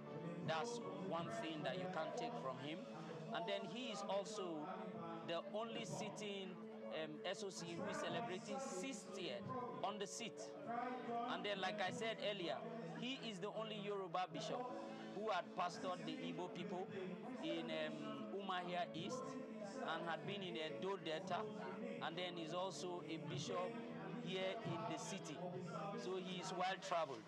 And he is one of the most connected bishops who actually brought in the C.C. Williamson training of Methodist connection to Nigeria. And he's well connected both outside and internally. He is highly connected. In fact, as at the time he came in at a very time where he came with the prelate. We refer to him as the SOC New Dawn. You know, the church was indebted, but then he didn't close his eye from it. Neither did he close his eyes from supporting the prelate in development. So he's quite a very specific bishop who is interested in the growth and development. So he's using his connections to ensure the stability of the church. Great. So do you see yourself in his shoes in the near future? Well, I wouldn't say that. In the near future, we don't say now. Yes, I wouldn't say that because you see, there are shoes that you will project to sit on. And I think I really don't envy the seat of an SOC at all. Yes, because the work there is so much. It's beyond just ecclesiastical and pastoral. It is beyond administration. It has to do with understanding history, understanding administration, and then taking serious risk, because the truth is you are just like the shock absorber to whatever happened.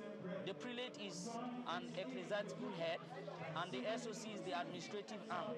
So he takes some decisions and he works based on canonical obedience. So whether good or bad decision by the prelate, he is the shock absorber. So I see things just from a pastoral way. So I could actually just say, okay, maybe leadership. Okay. But when it comes to SOC, it's administration. Okay, so tell us your wish for him today. Wow. Seriously, I wish him good health, long life and prosperity. And above all, joy and happiness, because that's what I derive anytime I see him and his wife. Thank you. Thank you so much for your time. You're blessed. I appreciate it. Thank you. All right.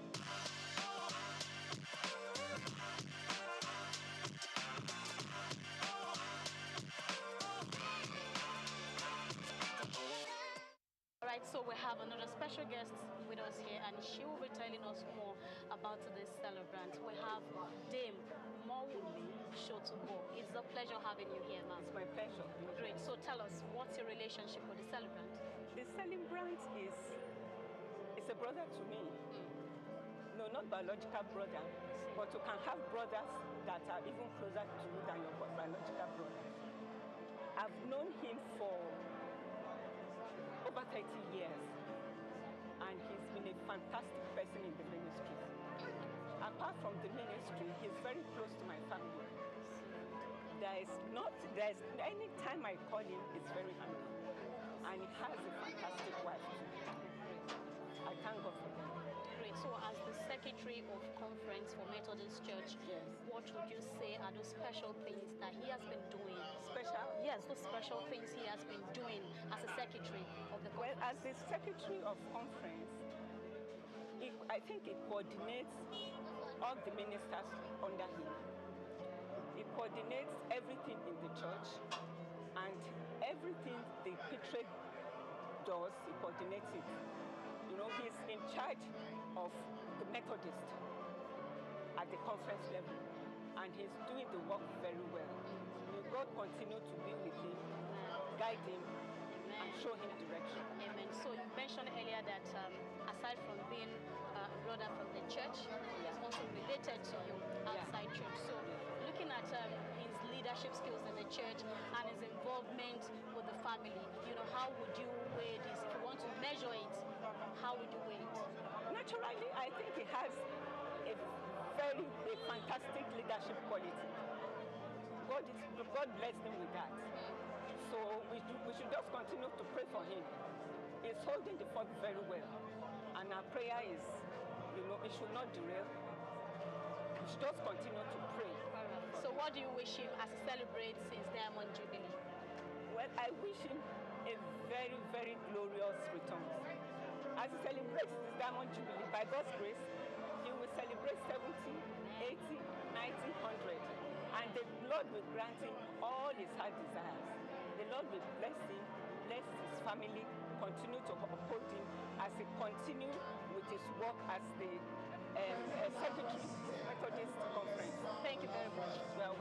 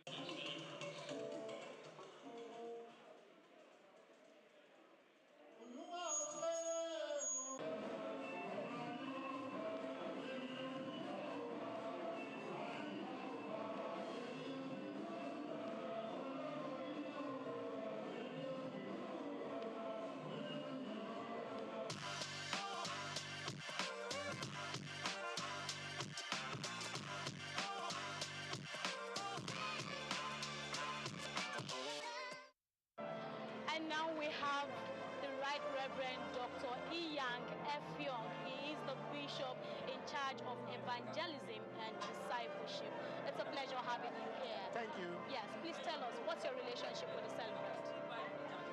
We have a very good relationship. Number one, he's my colleague, my senior colleague. Okay. Number two, he is the number 2 clergyman in Methodist Church Nigeria, the secretary of conference, which I followed him as a number 3 clergyman in Methodist Church Nigeria headquarters. So he is the secretary of conference, he's in charge of administration, and everything goes through him in terms of administration. Okay. So, and working with him is a good thing. So tell me, what do you admire about his leadership? But you have this, you cannot predict him when you meet with him. Okay. If you stay with him, he doesn't like any word to say. He will say, he will sustain you with a lot of ideas, good ideas. He will advise you. He will also encourage you in a lot of things, most especially concerning the church. It's like he had the whole idea of Methodism in his head. Wow. So was there a time when you felt like, look, I think I can work with him, or the pressure is much, I just want to take a break? Was there ever a time? Humanly, there must be a time like that. Okay. But as the condition of the work and the policy as a church, you cannot avoid working with one another. I see. Because so how were you able to pull through? There's no way you work with a human being that you may not have one issue or the other. But a way to manage that issue makes you a good leader. Okay. Yeah, so there is no way you can not have such things. All right, so he's celebrating 60 today. Yeah. What does that represent to you as someone, the number 3, right, to him? What does that mean to you? I really thank God for him, because so many people were born the same day with him. I don't think they are alive to see today. So for him to be 60 today is a blessing from God. It's something to celebrate. So for us to come here, we have seen his lifestyle as encourage others, and also an encouragement to me as a person.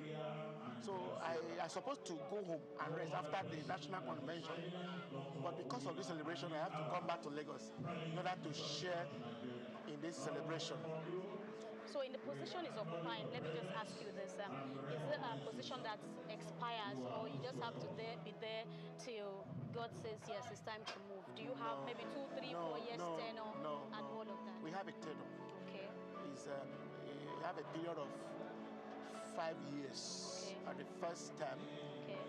Then if the Lord and the church also decide for you to go further, you move the second term, that's another 5 years. Okay, so I actually asked this question, so I could ask you, would you like him to come again and again as the secretary of the committee? By the special grace of God, if the church accepted him to continue the second term, I would love him to continue. Okay. But because of his age, I would love him to be elevated into the office of Archbishop after his first term. All right, so tell us your wish for him today as he celebrates 60. Thank you. What's your wish for him? I wish him long life. I wish him good health. I wish him prosperity.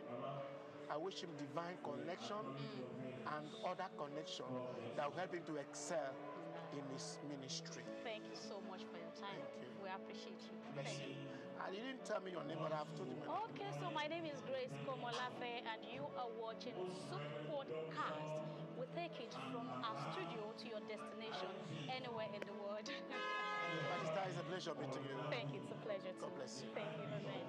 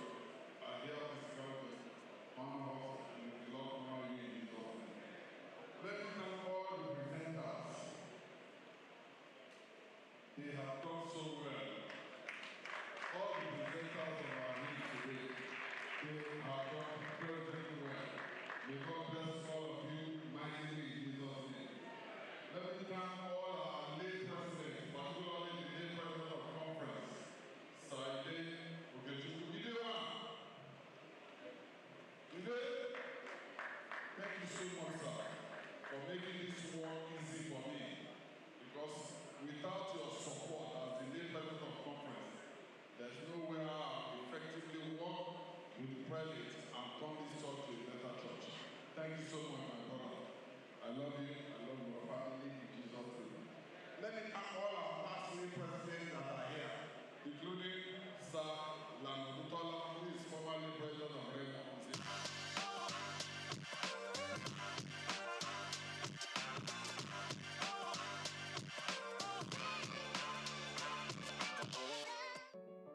All right, and at this very moment, I have a very close person to the celebrant, and she is the very sister of the celebrant. Her name is Mrs. Bolanle Ogunaike. It's a pleasure having you here, ma'am. Pleasure is mine. All right. Your brother, so like you mentioned off camera, you said he's your immediate junior brother. Oh, wow. So tell us, how was growing up like? Oh, we call him Papa T. Oh, way back? Way back. I see. Because he was born when my paternal grandfather died. Oh. So that's where he got his name Babatunde from. Oh, that's great. So he is a very gentleman, very selfless. He loved his family dearly.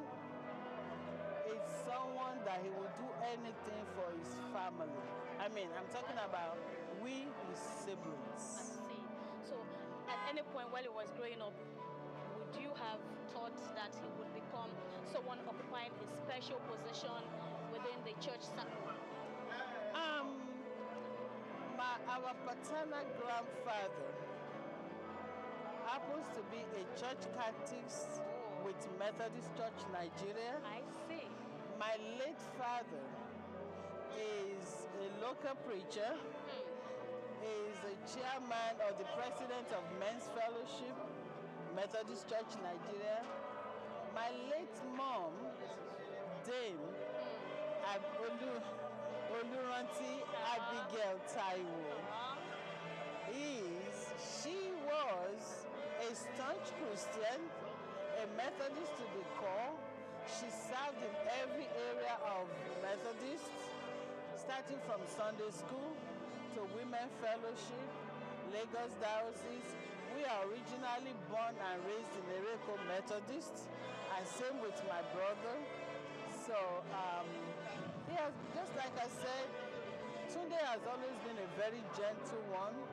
He is the number 3 in the family.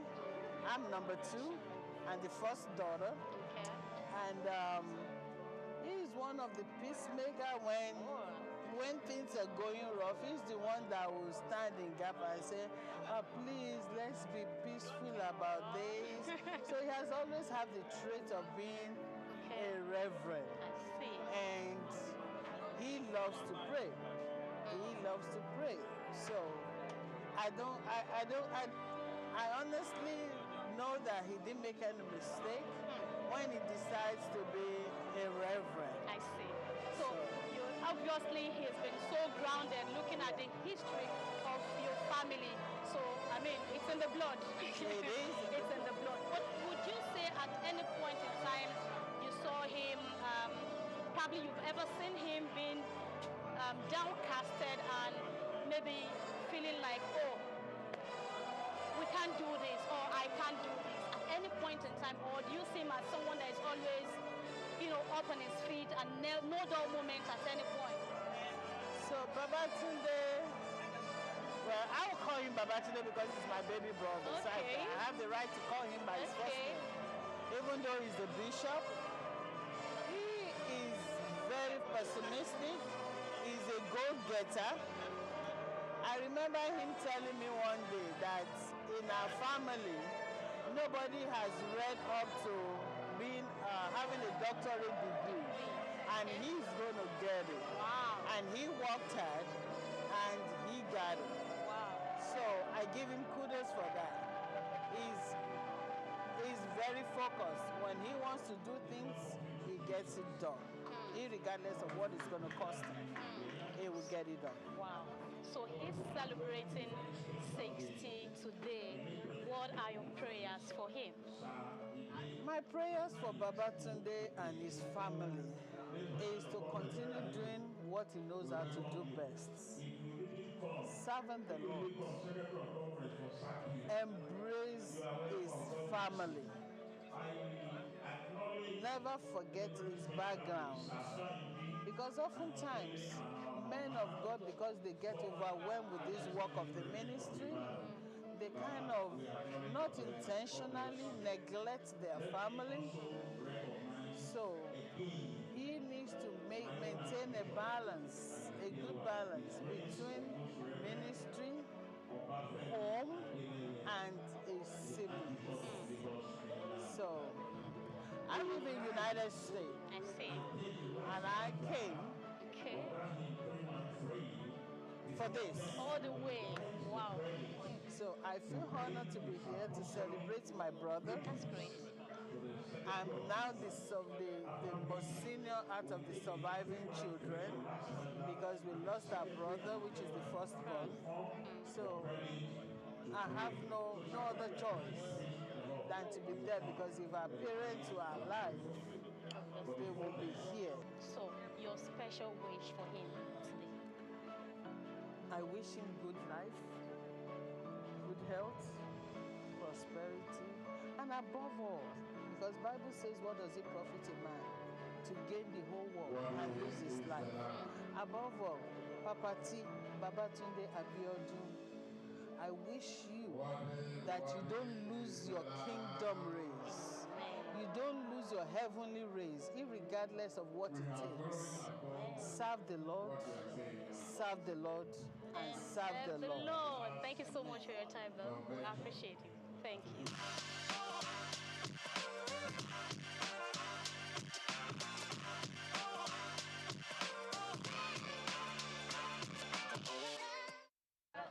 All right, so we have very Reverend Godwin Onobo seated here with us today, and he will also be sharing moments with us about the celebrant. It's a pleasure having you here.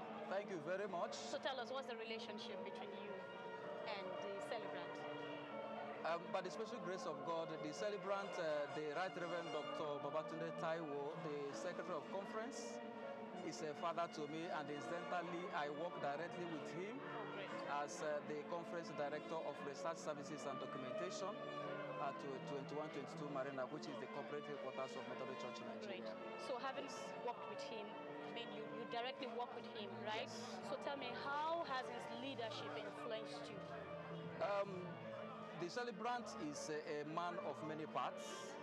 He's an astute administrator, and is a motivator, he's a galvanizer, he's a strategist, and he's a philosopher, a theologian, a pastor, and he's been a wonderful father.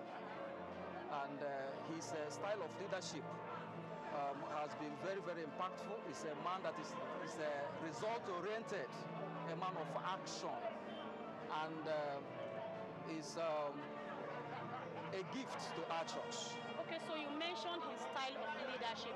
You know, someone could actually have a positive style of leadership, but it's another thing for it to align with the mission and vision of that organization. I want to ask you, his style of leadership, does it align with the vision and mission of Methodist Church? Of course.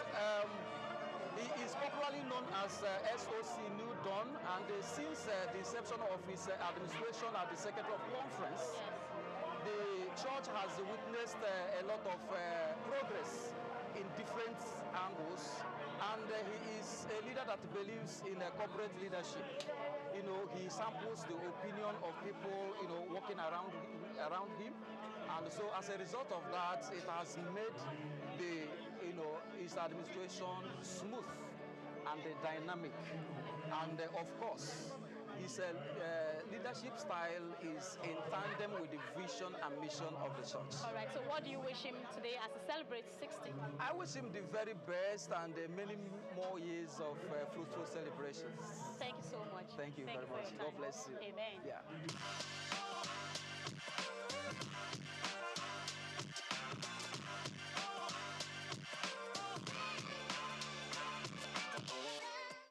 The chat here has been super amazing, if you would agree with me. Well, for me, it is what it is. There's no doubt about that. Look, celebrating 60, it's no small feat at all. That's a huge one, I must say to you, looking at the environment and a whole lot of things happening around the world.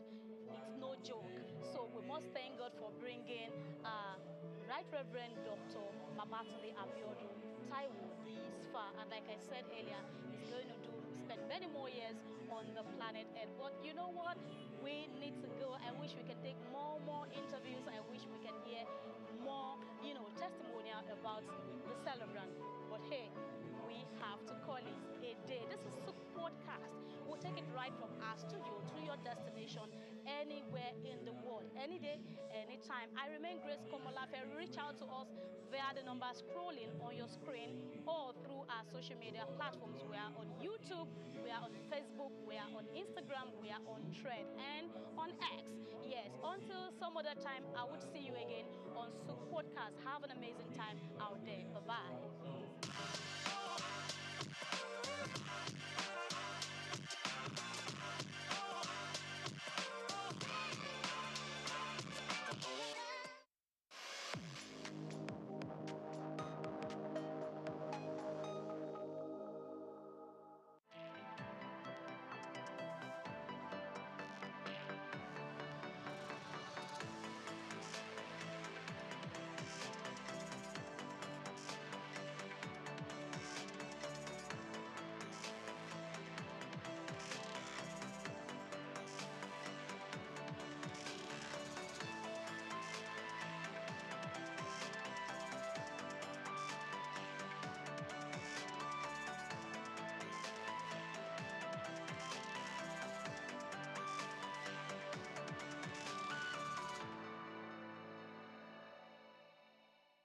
According to the former UBA Group Managing Director, Mr. Kennedy Uzoka, he's a man that knows it all. Also, another described him as an encyclopedia of knowledge. The both are now farther from the truth of a man whose career has spanned over 4 decades, being part of a dozen organizations in both the banking and manufacturing sectors, serving in different capacities as either a director, board member, or chairman of organizations such as Anywell Flour Mills PLC, PZ Cousins PLC, Nigerian Breweries PLC, and United Bank for Africa PLC. In the same vein, he also had some link with the British American Tobacco Nigerian Foundation and Nutrisima Limited. He was once the president of the Manufacturers Association of Nigeria, where he clamored for the patronization of local content by all well-meaning Nigerians. Also, he served as chairman of the former Universal Trust Bank PLC UTB before the administration of former President Olusegun Obasanjo implemented the recapitalization of banks in Nigeria.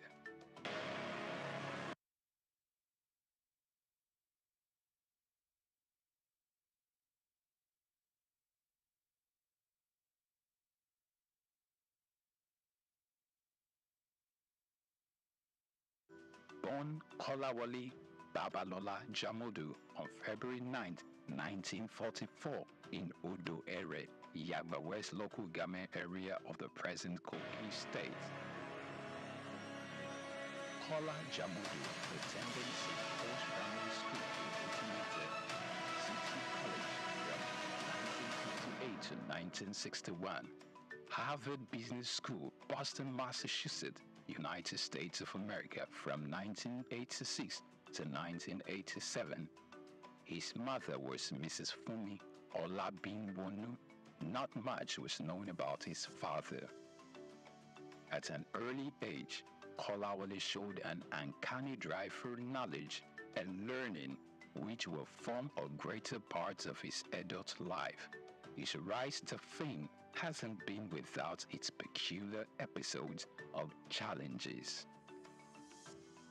He started his career with the United African Company of Nigeria, UACN, in 1962. 3 years later, he moved to Lever Brothers Nigeria Limited, now Unilever Nigeria PLC, and in 1965, where he received many years of experience of over 10 years in production, commerce, and finance. He later joined PZ Customs Group in 1975 as a group accountant. Chief Kolawole Jamodu, for many who work closely with him, is a go-getter, both in the business arena and an exemplary leader in achieving the corporate governance with a litany of portfolios in diverse sectors. He's a trailblazer practically in many areas. He was the first Nigerian to be appointed as Group Finance Director at PZ. In 1980, he was appointed Chairman, PZ Nigeria Limited, then a trading subsidiary of the PZ Group, while still holding his position as a PZ Group Financial Director. In 1987, he became the first Nigerian Deputy Group Chief Executive, and in 1990, he became the first Nigerian Group Chief Executive of PZ Customs. Still in 1990, he was appointed Chairman of PZ Customs PLC, becoming the first Nigerian to combine the positions of a Chairman and Chief Executive. He, in 1999, after he had served in that capacity for many years, meritoriously retired but remained on the PZ Board of Directors as Chairman in a non-executive capacity. Known for his strategic touch of class, T2, although his first appointment as Executive Chairman of PZ Customs was interrupted by his appointment as Minister of Industry in 2001, when PZ went through a tumultuous season in 2013, when revenue nosedived and profit hemorrhaged. Kola Jamodu was on every shareholder's lips, underscoring the confidence reposed in his ability to provide effective leadership hitherto wanting for the company at that time. Known for his knack for having the right strategy to grow business in a difficult market. In his capacity as chairman of Nigerian Breweries PLC, Kola Jamodu led the strategic investment and acquisition that have enabled Nigerian breweries seize key markets from competitors, positioning the company to maintain leading market share, moderate operating costs, and grow wealth for shareholders. In 2014, Nigerian Breweries acquired Consolidated Breweries Limited, with which sales revenue grew by 10% in 2015, even as the total brewed market declined. The company saved cost and defend profit drop in 2015. Jamodu also served as chairman of Universal Trust Bank PLC, a director in Ashaka Cement, and a director in Honeywell Flour Mills PLC. And also, he's been a director of United Bank of Africa since 2007. He's a fellow of Chartered Institute of Accounting, Nigeria, fellow of Chartered Institute of Management Accounts, London, and fellow of Chartered Institute of Secretaries. The name Jamodu trumpets loud and clear in Nigeria's boardroom leadership, owing to his dedicated work and great accomplishments in building businesses. Jamodu has only been a seeker of new challenges, set to brave and break new grounds. Our key takeaways from his tenure as minister highlighted the introduction of various innovative backward integration policies that enabled self-sufficiency in the production of goods like cement and other staples. These moves led to increased foreign direct investment, job creations, and a major boost to national economy and GDP. Dr. Jamodu, after a hiatus from the private sector, was appointed to numerous board positions with reputable multinational companies in Nigeria. For a start, he was reappointed chairman of United Bank for Africa PLC as a non-executive director in 2007. It's worth of note to say that in 2006, Dr. Jamodu was appointed to the board of Nigerian Breweries PLC as a non-executive director and later moved to become chairman in 2008, where he served 17 years meritoriously, spending 15 of those years as board chairman, and on April 30, 2023, retired as chairman of the organization, leaving a legacy of growth, innovation, and continuous success. Under his watch, the Nigerian breweries grew in leaps and bounds, strengthened its brand presence, and continued to drive positive change in the Nigerian brewery sector. What was achieved during my period was a joint effort, because you can't say a leader if there are no followers. There are committees, and these committees are made of members of mine. Chief Dr. Kola Jamodu is a recipient of several national honors, including Member of the Order of the Federal Republic of Nigeria, MFR, Commander of the Order of the Federal Republic of Nigeria, CFR. Also, is a recipient of the National Productivity Merit Award, NPMA. Additionally, is a Chartered Global Management Accountant, CGMA, a Fellow of the Chartered Institute of Management, London, and Fellow of the Institute of Chartered Secretaries and Administrators. He is also a Distinguished Fellow of the Institute of Directors, Nigeria. During his 4-year stint at the helms of affairs in the Manufacturers Association of Nigeria, MAN, he served in different capacities like the National Treasurer, Chairman of the Economic Policy Committee, Chairman of the Policy Advocacy Committee, Vice President, and later President from 2010 to 2014. Also, he is the past President of the Harvard Business School Alumni Association of Nigeria, a former President of the Chemical and Non-Metallic Products Employees Foundation, and an honorary member of the Nigerian Industrial Policy and Competitiveness Advisory Council, chaired by the Nigeria's Vice President. He's also served in various capacities such as Member of Council at the Nigerian Employers Consultative Association, NECA, Member of Council at the Lagos Chamber of Commerce and Industry, LCCI, and Distinguished Member of the Board of Fellows of the Nigerian Institute of Management, NIM.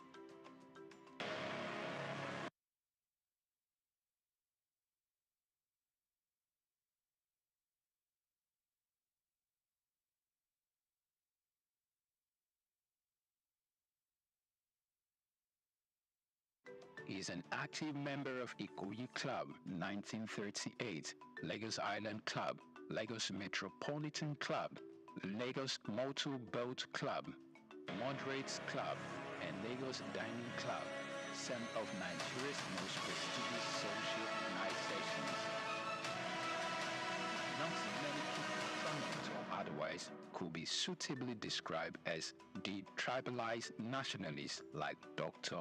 Kola Jamodu, whose great likeness for all and sundry cultures and tongues, coupled with his numerous contributions to the growth and development of various communities nationwide, earned him several chieftaincy titles such as Ashiwaju of Ere Kingdom in Kogi State, Are Akbashewa of Ere Land, also in Kogi State, Babalaja of Lagos, Boba Gunwa of Henry Land, Kogi State, Maye Bobajiro of Ibadan Land, Oyo State, Barakoyi of Oshobo Land, Osun State, Mayegun of Ayetoro, Bede, Kogi State, Fiwajoye of Mulipa, Jebu-Ode, Ogun State, Ikemba one of Oba Nsuka, Ari of Eruku Land, Kwara State. Jamodu is nothing short of a legend. Although with limited experience in partisan politics, he stood tall and stepped into the plate when occasion presented itself in Kogi State, when he took leadership of the People's Democratic Party (PDP) as minister, serving in the cabinet of the ex-president Olusegun Obasanjo. In the middle of 2020, Chief Dr.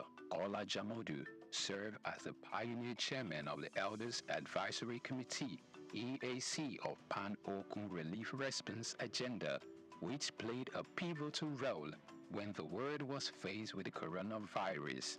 mobilizing resources to provide relief materials for the entire Okun people, as well as address various issues relating to the pandemic in the land. He, through the Kola Jamodu Foundation, KJF scholarships are provided to several poor students through all levels of education, primary, secondary, and tertiary levels. Medical support to indigents who have genuine medical conditions but couldn't afford to foot the bill.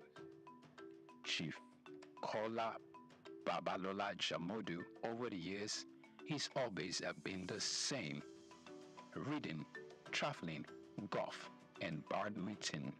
He is married to his sweetheart, Olori Asiwaju of Ere Kingdom, Chief Mrs. Fumilayo Jamodu, and they are blessed with children and grandchildren. Chief Dr. Kola Babalola Jamodu.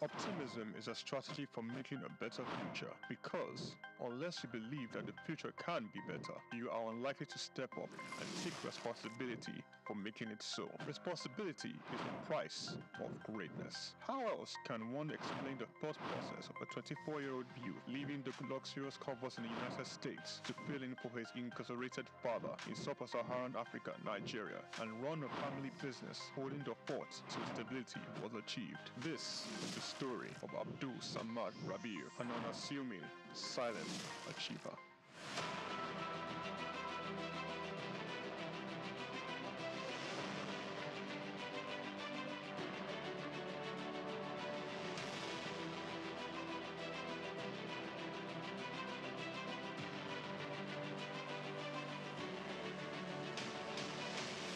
Abdul Samad Rabiu attended Capital University, Columbus, Ohio, and returned to Nigeria to oversee the family business when his father, Ishaku Rabiu, was detained by the administration of General Muhammadu Buhari for allegedly not paying the rice reports duties. Not only was his father under investigation, the family business was under scrutiny. These harsh realities of being thrust right into the middle of it all shaped the young man's resolve to hard work in silence. Abdul Samad Rabiu is the son of one of Nigeria's foremost industrialists, late Khalifa Ishaku Rabiu, founder of Ishaku Rabiu and Sons Group, a family-operated holding company with a history of investment in manufacturing, insurance, banking, and real estate. In the 1970s, the group invested in manufacturing, with its first investment being the Kano Suits and Packaging Cases Company, a factory producing suitcases and handbags. In 1972, the Bagauda Textile Mill, manufacturing woven clothes for uniforms, importing and trading in different segments of the economy, including frozen food service, sugar, and a motor vehicle and parts distribution company specialized in Daihatsu products. Abdul Samad Rabiu was born with a very big silver spoon in the ancient city of Kano on the 4th day of August in 1960, 57 days to Nigerian independence. 24 years later, responsibility beckoned. He was in the family business till 1988. Abdul Samad Rabiu, following in the steps of the family business to establish BUA Bois International Limited in 1988. Solely for commodity trading, Bois International Limited imported rice, edible oil, flour, iron, and steel. The much-needed wins to his sale came in 1990. The government, owners of the Dettol Steel Company, got into a contract with Bois to to supply its raw materials in exchange for finished products. This was the young company's much-needed windfall. BUA expanded further into steel, producing pellets, importing iron ore, and constructing multiple rolling mills in Nigeria. Nigerian Oil Mills Limited, the largest edible oil processing company in Nigeria, was sadly bought by BUA in 2005. BUA started 2 flour milling plants in Lagos and in Kano.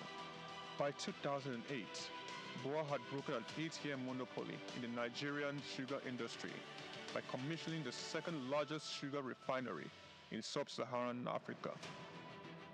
In 2009, the company went on to silently acquire a controlling stake in a publicly listed cement company in northern Nigeria, Sokoto Cement, and began to construct a $900 million cement plant in Ogu-Ogbela, Edo State, completed and commissioned in 2015, which was at that time the single largest non-oil investment in South Nigeria, and had a capacity of 6 million metric tons per annum upon completion of the second line. This was followed by a new 1.5 million metric tons line in Sokoto in 2018, and another 3 million metric ton line, which commenced in 2020 and was commissioned in 2022, bringing the total installed capacity for his cement holdings to 11 million metric tons as of January 2022. Abdul Samad Rabiu is very entrenched with his family in business, having over 40 siblings. His younger brother, Rabiu Ishaku Rabiu, was the CEO of IRS Airlines Limited, an airline based in Abuja, Nigeria. It operates scheduled domestic passenger services. Its main base was Nnamdi Azikiwe International Airport. The airline was established in 2002 and started operations in March 2002 and ceased operations in 2013.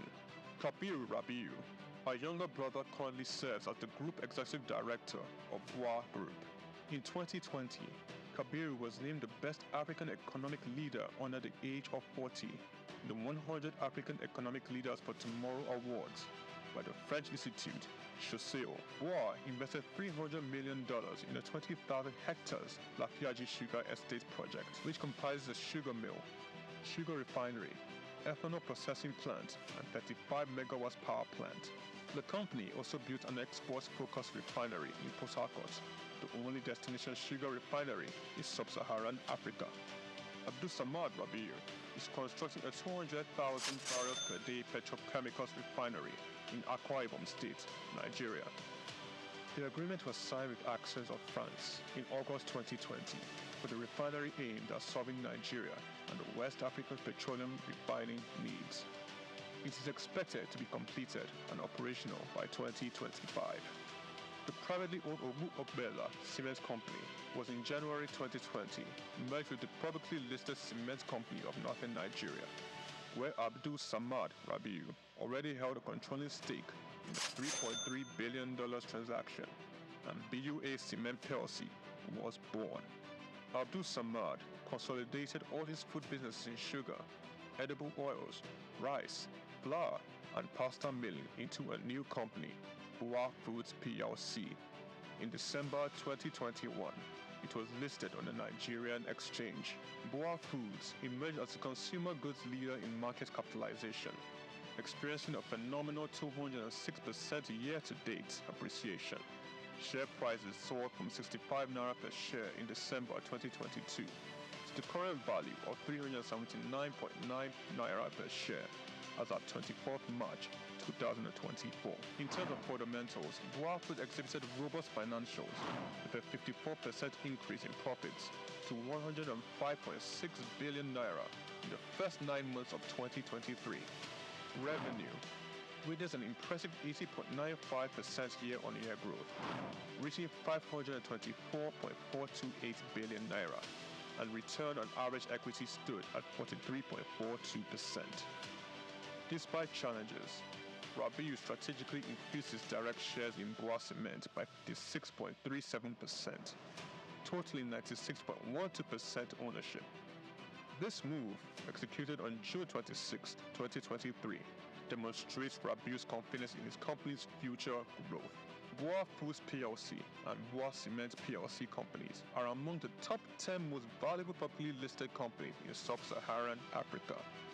From a relatively small company in 1988, Boa Group has grown to a world-class conglomerate, contributing significantly to the country's GDP while providing employment opportunities for tens of thousands of Nigerians. Abdul Samad Rabiu's philanthropy is silently second to none. He founded the Abdul Samad Africa Initiative, ASR Africa, an African-focused fund for social development and renewal which seeks to support Nigeria and other African countries in the area of health, education, and social development. In October 2022, Abdul Samad Rabiu, through ASR Africa, donated $500,000 to the United States Agency for International Development, partner on tuberculosis control, HIV, and gender-based violence prevention efforts in Nigeria. Development of a 7.5 billion naira 200-bed specialist hospital in Kano State during the global COVID-19 pandemic. Abdul Samad Rabiu championed Nigeria's donation to this COVID-19 intervention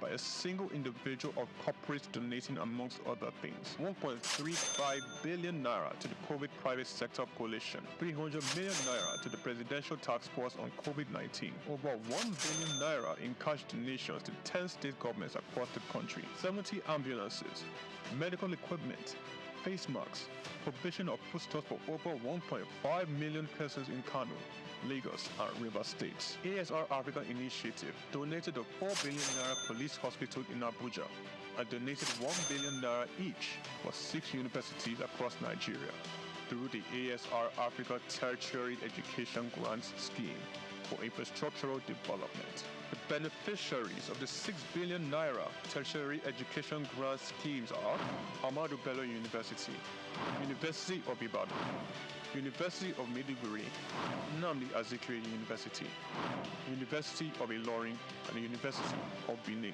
ASR Africa Initiative also donated 2.5 billion naira each through its tertiary healthcare development grants for health projects across 4 geopolitical zones in the country. These are in addition to 5 billion naira donated to build the first teaching hospital in Akwa Ibom State, donated 10 billion naira to the Security Support Fund of the Nigerian government.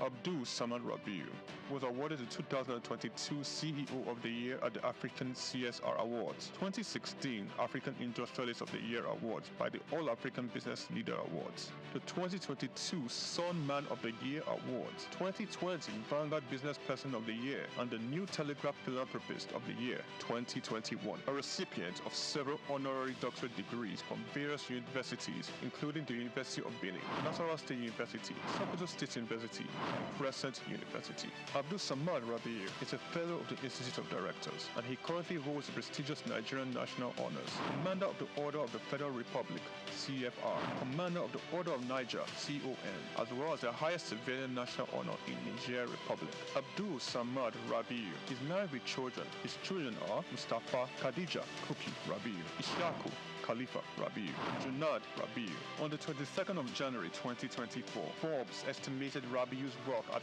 $5.9 billion, putting him as the 6th wealthiest man in Africa and 508th in the Global Billionaires Club. The family man, the silent achiever, the giver, Abdul Samad Rabiu.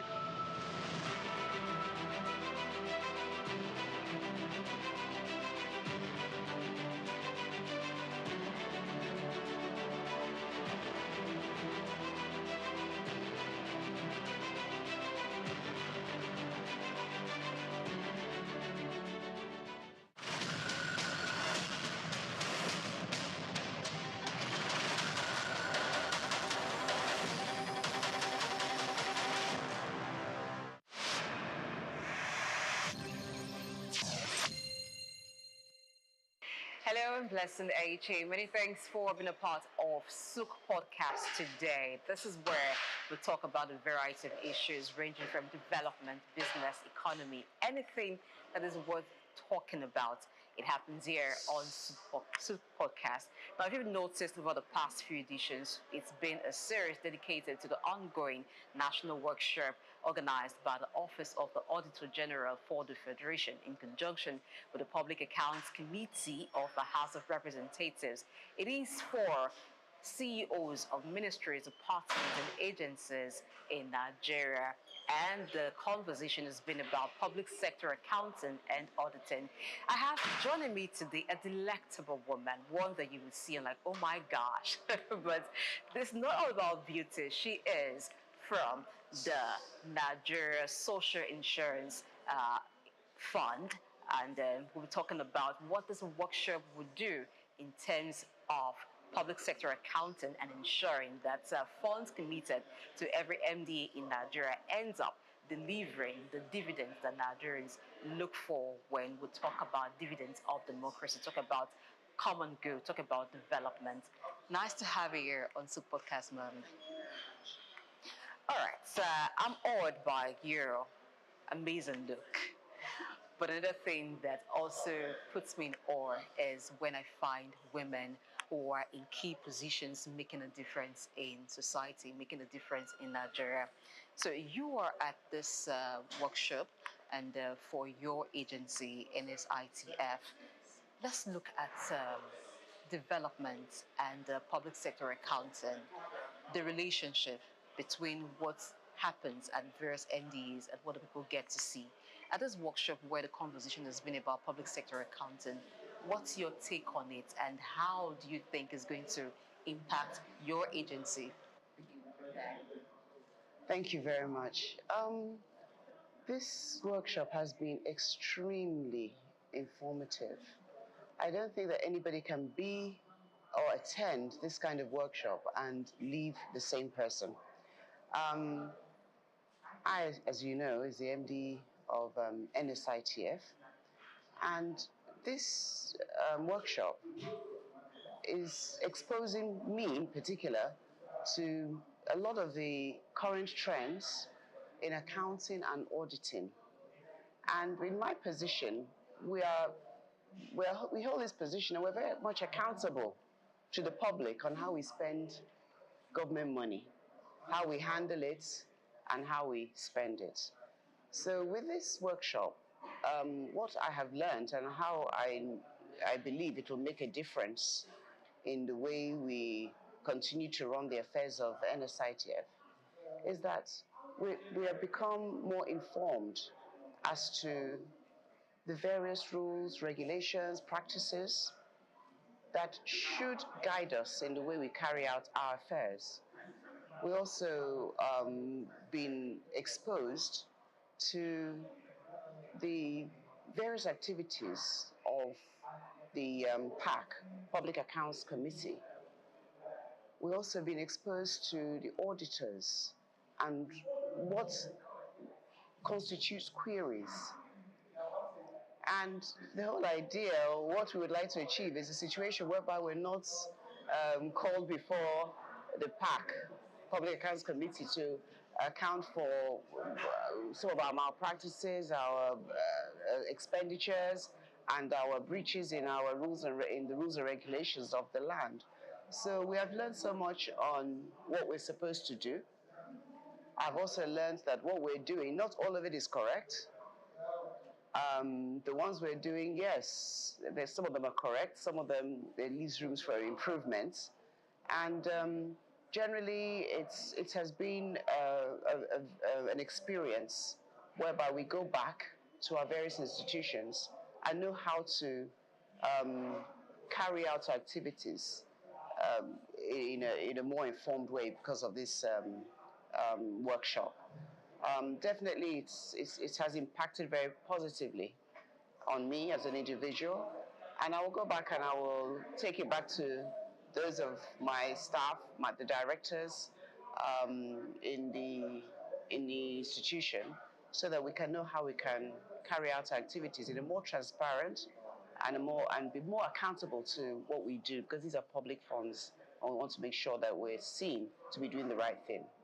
Yes. We're going to take it from there, seem to be doing the right thing. And I too have learned from this workshop, because I've been in there with you all, that auditing has gone beyond just the books being balanced. It's now more about value. And in doing the right thing, it's about giving value to the very important things. Now, for your agency, for instance, how would this help, even in budget allocation, to the things that should be done, since it's not just about the expenditure corresponding with the fund allocated. It's not just about the books being balanced, but more now about value. And how would that translate to development for Nigeria? Okay, yes. If I get you correctly, I think, yes, a budget is what we intend to do in a year. But we also have to prioritize what the activities and the projects we carry um, out of all those budgeted items. And of course, we have to prioritize. We have to make sure that it's based on needs and availability of funds. So definitely we'll go back and it's not just about, oh, this is budgeted for, so we must have to spend it. It's all about prioritizing the needs of the staff and carry out those ones that are highest on the list of priorities. Okay. Could you just tell us a bit about NSITF? Some persons may be wondering, what agency is that? What do they do? Yes, a lot of people don't know about NSITF. And with this, I'm just relatively new as an MD, but we've gone very far in creating awareness and also, creating the publicity, positive publicity, so that the public at large will know exactly what we do. Now, many people don't know. Most people just see NSITF, oh, it's one of those compliance certificates we need to be able to bid. But in actual fact, NSITF, like the name says, social insurance. We're all about social insurance protection, protecting our workers. As staff, as employees, we expect to go to work and come back in the same good condition that we left our homes with. We don't expect to die on the work or at our place of work or in the course of work. We don't expect to get injuries and disabilities. So what we do is that if there is a situation whereby an employee goes to work at the workplace or in the course of work and suffers injury, death, disability, what we do is that we are there to cushion the effects of such an occasion. We're there to cushion the effect. Like, for example, if somebody dies in the place of work and your employer has registered you or your beneficiary, it means that when that person dies, that dependent will be able to claim as much as 90% of what the spouse was earning at the time of death. So it means that the beneficiary is not left destitute. The beneficiary is not left looking for how to make ends meet. We have cases whereby in various organizations, people are still collecting about 1.5 million a month because of the fact that the employer was registered by the employer, and somewhere along the line, the employee died, and because of with various calculations that we do, the dependent was entitled to 90% of that person's salary. So that person is collecting 1.5. Some people are collecting 1.3 million. So our institution is such that we cater for, we provide social protection in cases of injury, death, disability. We make sure that we cushion the hardship that might come about such eventuality. So that's basically in a nutshell. If I sit here and tell you everything, we won't finish today. But we intend to increase our publicity, the output of our publicity, where in the next few months we're going to be putting out adverts, jingles to make people more aware of what we do. We also provide health and safety audits to make sure that the workplace is safe, to make sure that the fatalities are reduced You know, if we are able to educate the various employers on how to keep their workplace safe, it will also reduce the number of claims being made. Therefore, there will be deaths, there will be injuries. I'm sure you understand yes, what I'm saying. Yes, of course. You know what they say, prevention is better than cure. Thank you so much. So we've been able to do two things here. Talk about the workshop and also enlighten you about different MDAs in Nigeria. I bet a lot of persons didn't know what NSITF does, but now you do know. So just in case you're an employer or you're an employee, you could ask your employer, are you registered with the NSITF? Now, these are some of the agencies that the federal government of Nigeria has created to ensure that the Nigerian worker doesn't just go to work and return earn salary at the end of the month. Other aspects of your life, eventualities, are also catered for. Thank you so much for being on the show, ma'am. We've been talking with Maureen Alagwa, who is the MD of NSITF on Souq Podcast. I will let you continue with your training. Concludes today. Yes, wow, it's been a wonderful ride. It has been a wonderful experience, a very wonderful experience. And I just hope that most MDs, DGs will find the need to appear personally in such workshops and not send people to represent them, because there is a lot to learn from these few days of engagements. We've learned so much.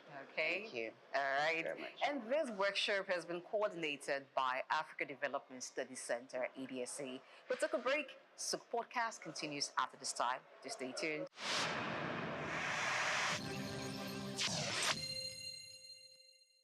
Many thanks for staying tuned to Souq Podcast. We've been on a special series on the national workshop for MCEOs of the various ministries, departments, and agencies in Nigeria, and the conversation has been about public sector accounting and auditing. Yes, I have the honor of hosting on Souq Podcast today.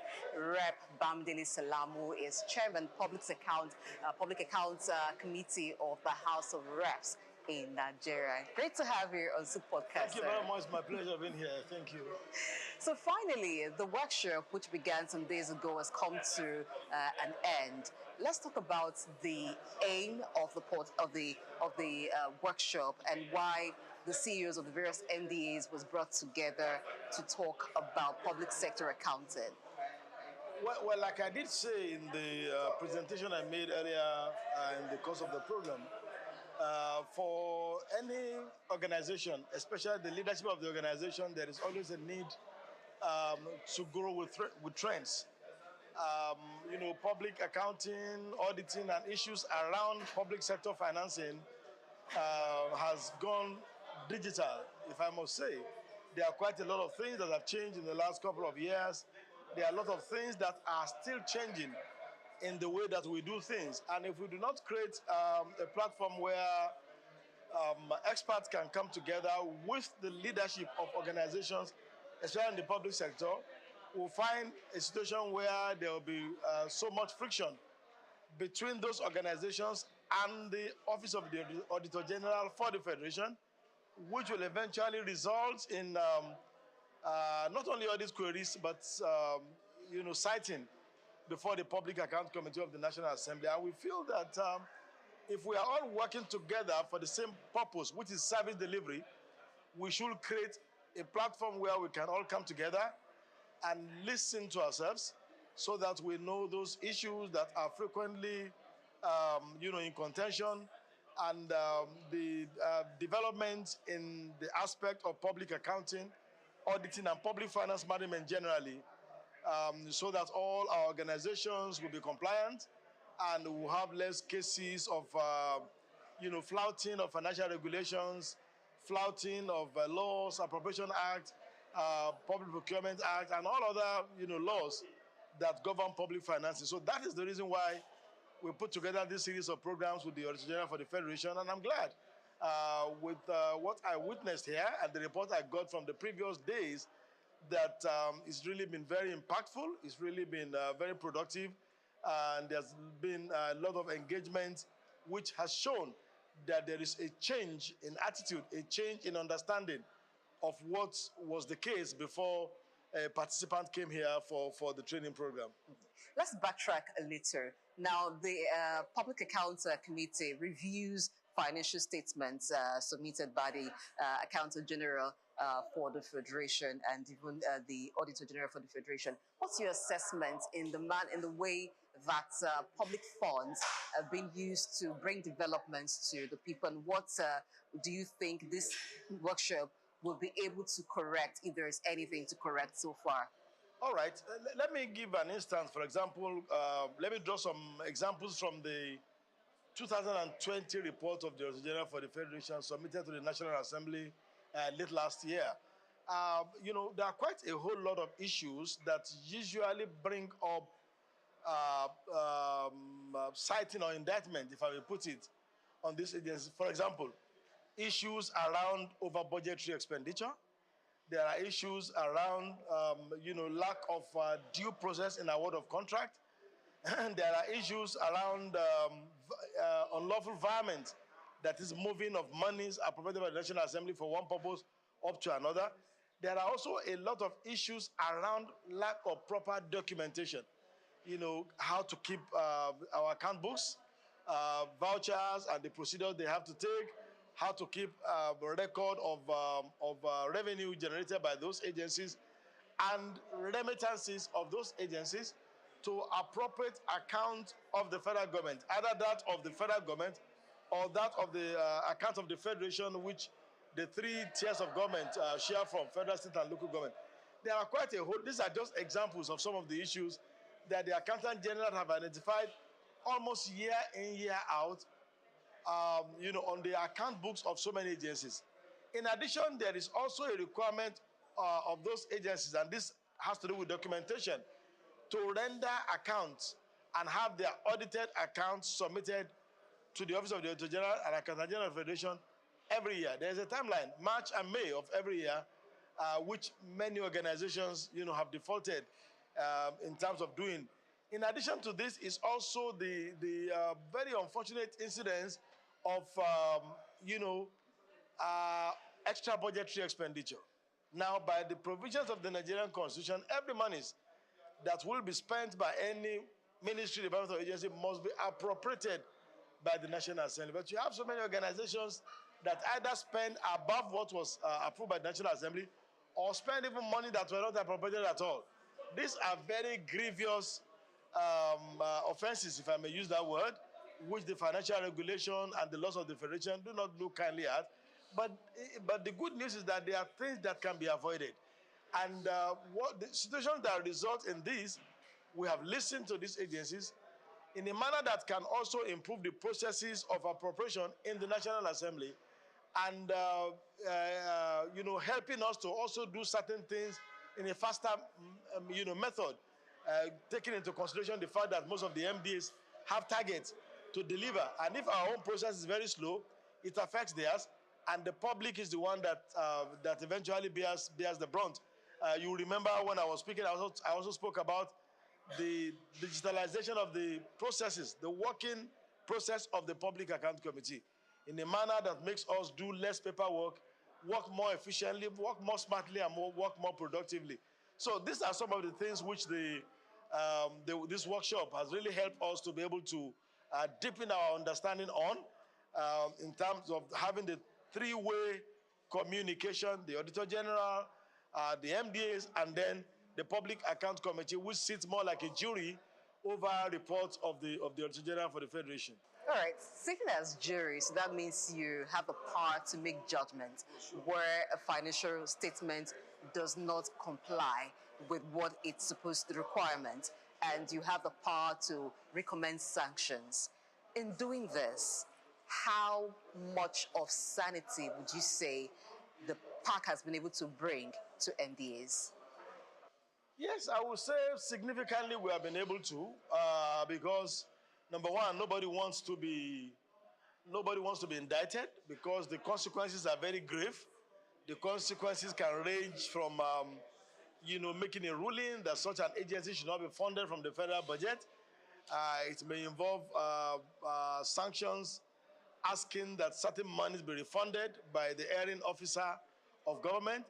It may involve reporting such an individual to prosecuting agencies to take such an officer to court and prosecute. These are all, consequences. And like I said, I'm not sure anybody will just want to have any of these consequences, applied to them. But one thing that I want to emphasize is and I want our MDAs to really understand this. At least I can say this of the Public Accounts Committee of the 10th National Assembly. Yes, we have the powers. Yes, there are those consequences that are provided for by law, but we believe more in helping these agencies to avoid those mistakes, to avoid those things that might even have been done, erroneously or willingly, by letting them know that there are expectations from the public. The public expects us that when these monies are appropriated, these monies are applied to the right cause in a manner that will solve the problems. If we are able to solve the problems of the public, we're all winners. Because the chief executive of the agency, the man, the Auditor General's office, the Public Accounts Committee member, we all live in the same society. We want our roads to be fixed. We want hospitals to work. We want the water system to be better. We want security of life and property. Everybody wants this. So if we avoid doing those things that lead to waste, those things that lead to inefficiency, those things that lead to corruption, if we avoid them, we all win. So we emphasize more on the need for these agencies to do things rightly, to do things justly, to do things lawfully, rather than waiting until they do those things wrongly and then we come and hit the hammer. Well, you may hit the hammer, there may have been consequences, but the deed has been done. And the consequences of those deeds done may be very fatal. For example, if the money is meant to fix an oxygen plant in a hospital and the money was diverted or whatever, people die because they have no access to oxygen. You can't bring them back to life, even if you send them out to prison. Those who have died have gone.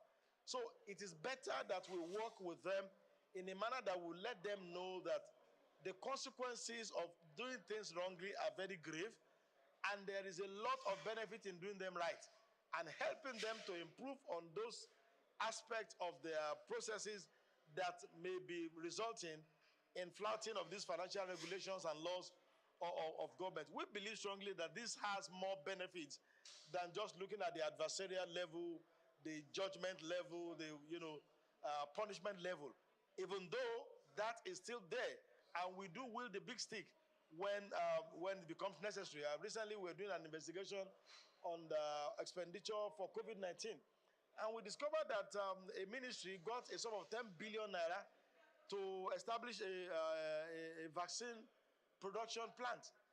And they never, established any vaccine production plant and didn't return the money to the federal government account. These are some of the things that you see and you just wonder what exactly is happening.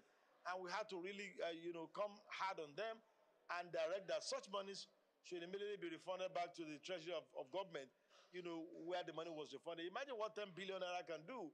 Imagine how many blocks of classrooms that can construct, how many laboratories it can provide, and so on and so on. So these are just some of the examples of the things that do happen. And when such things happen, we have to come hard on such an MDA. All right. So the Public Accounts Committee is a very key committee in the House of Reps and even in the upper chamber, the Senate chamber. In terms of public sector reform, what are you looking at to help the MDAs deliver effectively on their respective mandates? What recommendations have been made in the past and what are the new ones to be made? Well, I mentioned a few in my earlier statement, but to be very specific now, I think one of the problems we do have with our processes and the MDAs in terms of public sector financing begins from the budget level. We are looking at a situation where we will be able to gradually transit from this envelope system of budgeting. Because, imagine a project that is going to cost 1 billion naira. And then you have an envelope in a budget of 50 million naira. So if you budget 50 million naira for a project that will cost 1 billion naira, you are very sure that that project will not be delivered. And there's no way anybody can even start anything meaningful with 50 million naira of a project of 1 billion naira. So we believe very strongly that the envelope system of budgeting, even though it has own advantages, has a whole lot of disadvantages and is really impacting negatively on the ability of most of our MDAs to deliver on their core mandate. Another thing is that even after the approval of the budget, the executive also takes a lot of time in implementing those budgets.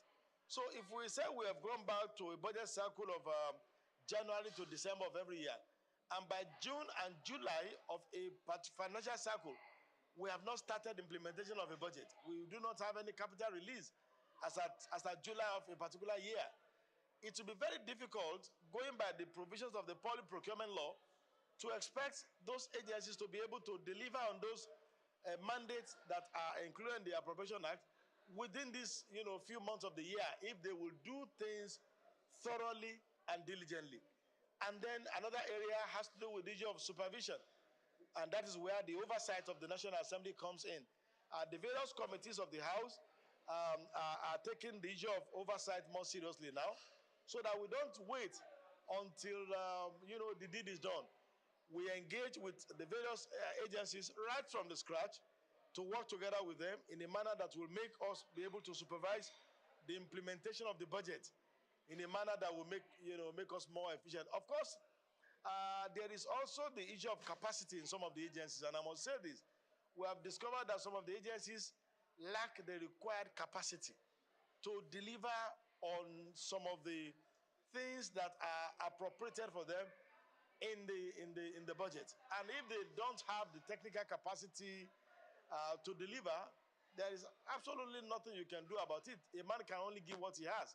If he doesn't have it, he doesn't have it. So these are some of the things that we have identified as problems in the various implementation of the mandates of the various MDs. And as an institution, the House of Reps is committed to helping these agencies, helping government to ensure that we reduce all these bottlenecks, we reduce all these problems in a manner that will make us deliver better service to the public. All right. Now let's talk about equipping those who will deliver the service. Now this workshop has been coordinated by Africa Development Studies Center. Why did PAC choose to let them coordinate? What's your take on human capital development and the role that Africa Development Studies Center is playing, and in this one that it has collaborated with Public Accounts Committee and also Office of the Auditor General for the... Yeah, absolutely.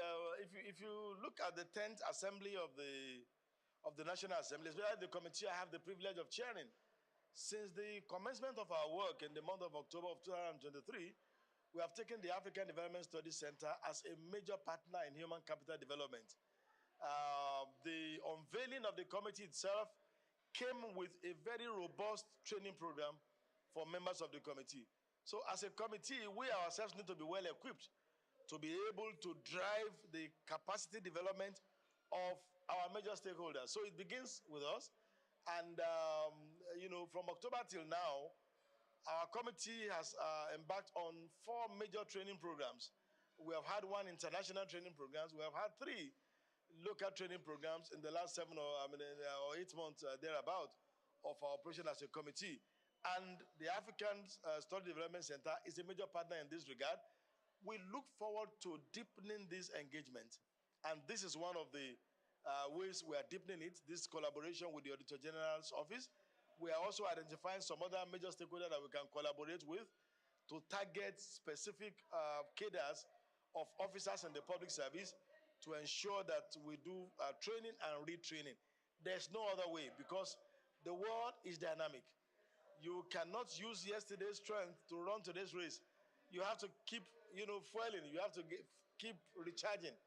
And it is only through these human capital development programs that you can get that done. So I assure you that this is something that will work for that one. Very insightful and powerful word of wisdom you just dropped there. You cannot use yesterday's strength to run today's race. All right, now let's talk now to those who you represent, Nigerians who the rep members are there for.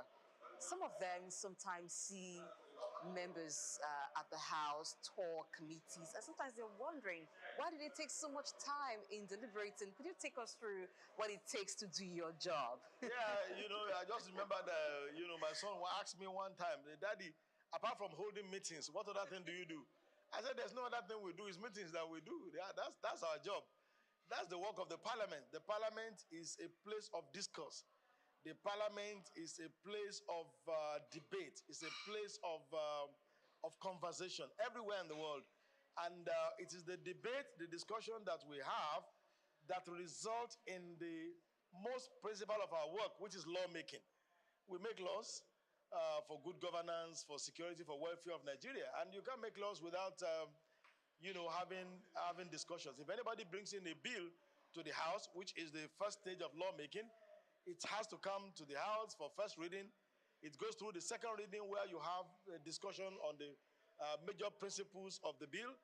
And then if the bill passes through the second reading, it goes to the stage of public hearing, where you then call all persons that should ordinarily be interested in the bill, the stakeholders, to come together and discuss. It's also a discussion, it's also a meeting, to bring their input, to look at the bill and tell us the merits, and so on and so forth, before it goes back to the House for consideration of the report by the whole House, and for the third reading when it is passed, into law. So that is the principal function of the House. And like I said in answering some earlier questions, we have the responsibility of oversight. The oversight is the, supervision aspect, to ensure that you don't just pass laws and go to sleep. Are the laws we passed being obeyed? Are they being implemented? Don't forget, even the Appropriation Act itself is a law. You vote so amount of money to be used for the reconstruction of Souq Road. Is it being done? Is it being done in the manner where it should be done? The Committee on Works will look at that. You voted money for equipping of teaching hospital.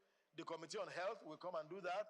You vote money for purchase of equipment by the military, maybe some fighter jet and so on. The Committee on Defense or Army or so will come and do this. That's another thing we do. And then finally, the work of representation, bringing what has now come to be known as dividends of democracy to the people at home. Now, the federal government is a very large institution. Somebody cannot sit in Abuja, for example, and know the need of a community called Ikoton in Egbedo local government of Osun State, or a place called Alajue in Ede South, or if you're there in Ejigbo. They can't know. It is me, as their representative, that will go back to the federal government and say, well, you know what? In Ifeodun federal constituency, there is no motorable road. We have a federal road that links Iwo to Ejigbo to Ifeodun to Oyo State. It's a federal road. We need it fixed. And then we put that in the budget or in any other way through which it can be implemented. So that is the role of representation, where we act as the spokesperson of the persons who voted us into office. So basically what we do is talking. What we do is meeting. And that is the work, because that is what democracy is all about. Democracy is about discussion, it's about engagement, it's about representation. All right, finally, after a week of training, what is your message to the participants at this national workshop? What are you expecting to see differently when your committee receives financial statements? Yes, well, very importantly is the need for us to make use of the knowledge that we have learned here, so that we do not appear like the man that the Bible describes as the man who looks at the mirror, and by the time he leaves, he's forgotten what he looks like. We have looked at the mirror here. We have seen, we have heard, we have read things that we need to do better and differently. And it must not stop there. We have to then apply the knowledge. It is the application of knowledge that is called wisdom. The man who has knowledge and refuses to apply them is not a wise man. I expect every participant in this program to be wise. And that is to apply those things we have learned in making sure that our books are tidier.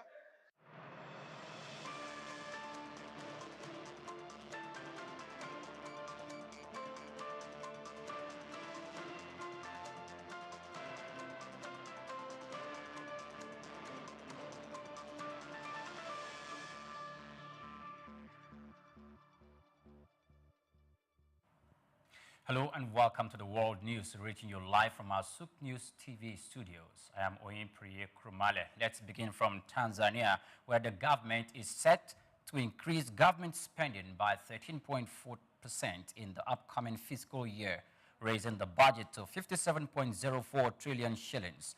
The draft budget prioritizes debt repayment, salaries, and the costs of the 2025 general election, while adjusting to reduced foreign aid due to United States policy changes.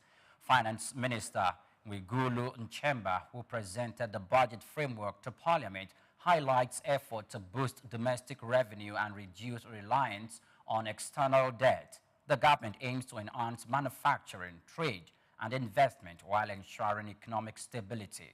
The October general election, where President Samiu Suluhu Hassan seeks re-election, is a key factor in the increased spending. The budget's final version will be presented in June, with further refinements expected, according to reports. Still talking about budget issues, South Africa's Finance Minister Enoch Godongwana has indicated that the government may revise the proposed budget further as negotiations with political parties continue. The contentious issue remains the planned value-added tax increase, which was reduced from 2% to 1%, but still faces strong opposition from key coalition partners. Godongwana stressed that any amendment must account for necessary spendings, as removing the VAT hike would create a 14 billion rand revenue gap. Some lawmakers suggested cutting government expenses, but he argued that such measures wouldn't sufficiently cover essential services like healthcare and education. With the ANC requiring support from at least one majority party, the budget debate remains a critical test for the ruling coalition. Godongwana expressed confidence that the proposal, which aims to curb public debt and reduce deficit, could be well received by rating agencies, provided it passes Parliament. Now, from South Africa, we move over to Kenya, where the shilling remains stable on Thursday, trading at 129.60 Kenyan shillings to the dollar, the same range stated on Wednesday. However, Forex traders anticipate a potential weakening due to increased demand for hard currency from foreign-owned banks preparing to pay dividends. Analysts note that corporate dividend payouts often trigger heightened demand for dollars, putting pressure on the local currency. While the shillings has shown resilience, market watchers expect fluctuations in the coming days as Forex demand rises. Kenya's foreign exchange market remains sensitive to external pressures, including global economic trends and investor movements. The central bank said it may intervene if volatility increases to stabilize the currency, according to reports. Now, still in Kenya, Energy and Petroleum Regulatory Authority has raised oil dealer tariffs by 7 shillings and 8%, later signaling a potential surge in fuel prices. The adjustment is expected to push up transport and production costs, further straining businesses and households already grappling with high living expenses. The tariff hike follows global oil price fluctuations and increased logistical costs, which have impacted fuel importation. Industry analysts warn that the increase could lead to inflationary pressures affecting essential goods and services. Consumers and transport operators are bracing for higher costs with potential ripple effects on the broader economy. Oil dealers and stakeholders are calling for government interventions, including subsidies or tax reviews, to cushion the impact of the economy. Meanwhile, businesses reliant on fuel, such as transportation and manufacturing, are expected to adjust their pricing strategies to cope with the rising costs. Away from Africa, the Iraqi government has unveiled an ambitious plan to construct 1 million housing units within the next 2 years to combat a severe post-war housing crisis. With elections set for October, the initiative aims to develop new cities near Baghdad and across various governorates. According to Hamadou Al-Alami, an advisor to Prime Minister Mohammed Shia al-Sudani. 11 projects are part of the plan, with the 5 city developments already awarded in 2024 and 6 more set to follow suit. These projects will not only include housing but also essential infrastructure such as schools, hospitals, power facilities, shopping centers, and roads.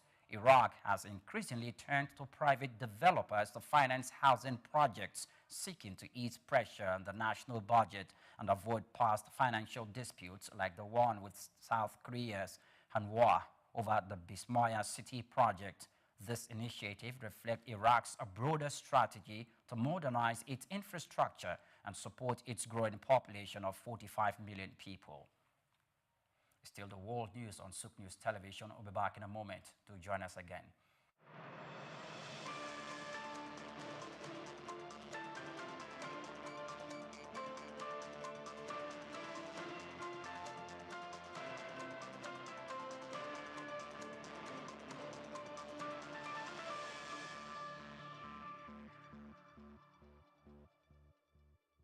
My name is Shino Gbadegeshin. I'm the CEO of Gozi Micro Insurance. Continue to watch Souq News. Adenike Adeyemi, Executive Director of Faith Foundation. Keep watching Souq News. My name is Shepherd Michael Adewale Onofuye. I enjoy you all to always watch Souq News TV. Hey everyone, Majuli Obaje here representing Gigi. Keep watching Souq News, okay? Stay updated with Souq News. My name is Aton Kene. I am the head of MSME banking. Please keep watching Souq News and stay glued to Souq News. I recommend that more and more people should watch Souq News because they deal with business news. Hi, my name is Amaka Wokolo. I am the director of the Faith Institute at Faith Foundation. Keep watching Souq News.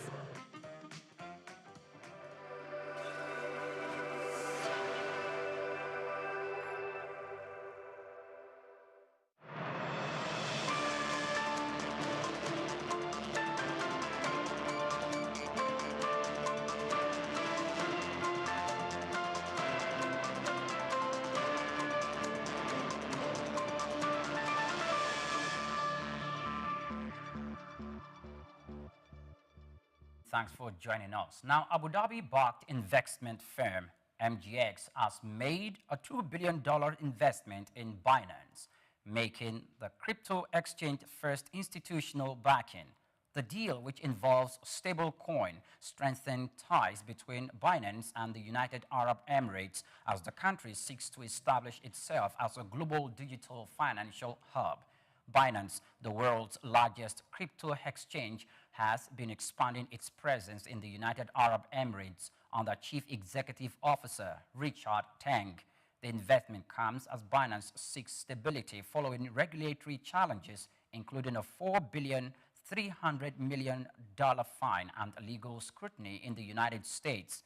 The United Arab Emirates has been positioning itself as a cryptocurrency-friendly jurisdiction, attracting major digital asset firms. MGX's investment signals growing institutional confidence in blockchain's potential for financial innovation. With this deal, the United Arab Emirates further cements its status as a rising power in digital finance and blockchain technology. Moving on, the global stock market stumbled on Thursday as renewed trade war tensions overshadowed optimism from softer U.S. inflation data. European stocks slipped, with the Stoxx 600 index dipping after a prior rally. U.S. futures also pointed lower, with S&P 500 futures losing 0.54% and NASDAQ futures down by 0.78%. In Asia, market reversed early gains, with Japan's Nikkei closing at 0.1% lower and Hong Kong's Hang Seng falling 0.58%. Meanwhile, gold surged toward record heights, hitting $2,947 per ounce as investors sought safer haven assets. The downturn follows U.S. President Donald Trump's new tariffs on steel and aluminum, which took effect on Wednesday, sparking swift retaliation from Canada and Europe. Analysts warned that the tariff battle could further dampen global growth, increasing uncertainty for businesses engaged in cross-border trade. Despite recent volatility, European stocks have outperformed US's equities in 2025, buoyed by government spending plans and optimism over Ukraine peace deal. However, with markets struggling to sustain gains, investors remain cautious amid ongoing trade disruptions. Now, away from that, shares of major European truck makers fell on Thursday following the United States Environmental Protection Agency's decision to begin rolling back Biden-era vehicle emissions regulations, according to reports. The move casts uncertainty over anticipated demand surge for new trucks, which analysts had expected before the stricter rules took effect. The Miller truck suffered the steepest decline, dropping 7% in early trading, while Sweden's Volvo and Germany's Traton also saw losses of around 3%. The EPA is reconsidering a 2022 rule designed to significantly reduce emissions from heavy-duty trucks, citing concerns over cost increases. The U.S. market is a crucial one for European truck manufacturers, many of which have invested heavily in emissions-free technology. With regulatory shift, expectations of a pre-purchase boom in 2025 and 2026 have now diminished, further weighing on industry sentiments. Now, oil prices remained stable on Thursday following a surge driven by a sharp drop in the United States gasoline inventories, signaling firm demand. Brent crude rose to $71 and 12 cents per barrel, while West Texas Intermediate crude edged up to $67.81. Analysts note that the unexpected decline in fuel stocks raised expectations for seasonal demand growth. However, macroeconomic concerns, particularly fears over escalating global trade tensions and potential United States recession risk, kept market cautious. The United States government's latest tariff threats against the European Union added to the investor uncertainty, while the Organization of Petroleum Exporting Countries Plus faced challenges in maintaining output discipline. Despite these concerns, global oil demand remains strong, averaging 102,200,000 barrels per day, exceeding expectations. We'll be back in a moment. Do stay with us.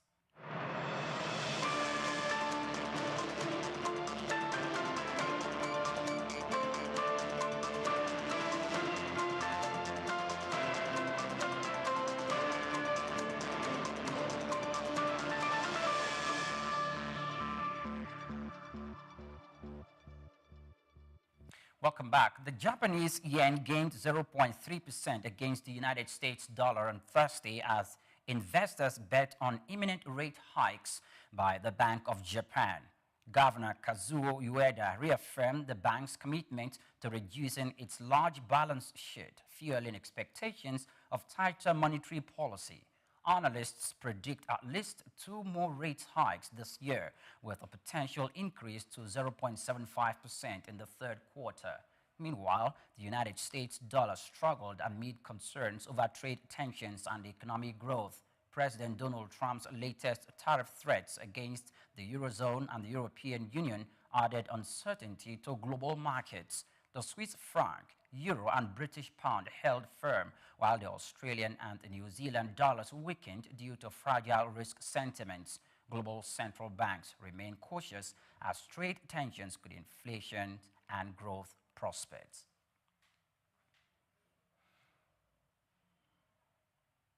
And from Japan to Thailand, top business group have urged Prime Minister Paetongtarn Shinawatra to negotiate with the United States and lower import taxes on American goods. The call comes amid concerns over potential United States tariffs, with discussions held on trade policies. The Joint Standing Committee on Commerce, Industry and Banking supported increasing the United States imports to reduce the trade gap. The Thai Chamber of Commerce had earlier suggested forming a task force to counter possible tariff threats. Prime Minister Paetongtarn assured businesses that the government is monitoring United States trade policies and has a strategy in place. Analysts warn that Thailand faces high tariff risk due to its export dependency of the United States. And now we move on to sport, where Brighton and Hove Albion owner Tony Bloom has acquired a 19.1% stake in Australian A-League club Melbourne. The victory expanded its football investments. The deal allows Bloom to increase ownership in the future, adding victory to his portfolio alongside Belgian club Union Saint-Gilloise. Bloom, whose wife is Australian, sees Melbourne Victory as a club with strong history and growth potential. The four-time A-League champions posted a £4,800,000 loss in 2023 to 2024, while Brighton recorded a £73,300,000 profit. Despite the multiple football ventures, Bloom remains committed to Brighton, where he has invested over £400 million, an equivalent of $570,800,000 since taking over in 2009. His involvement with Victory is expected to strengthen the club's financial and strategic direction. And that's it on World News on Souq News Television. I am Oyin Priye Krumale. Do to follow us all our social media platforms at Souq News TV. Good afternoon.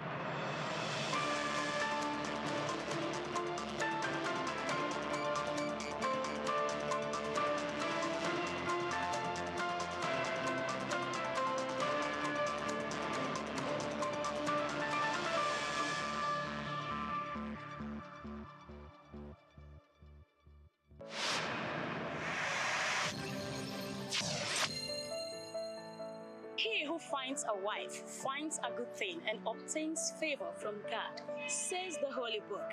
Among the many blessings of life, marriage stands as one of the most cherished. Today we gather to celebrate the union of Omaka and Augustine, and wedding bells rings as it marks the beginning of a new journey. Family, friends, and well-wishers are gathered together to share in their joy. My name is Grace Komolafe, and this is Souq Podcast, taking it straight from the studio to your destination anywhere in the world. We'll be having conversations, I must say special conversations, as it relates to today's event, and that we will be doing right after this break.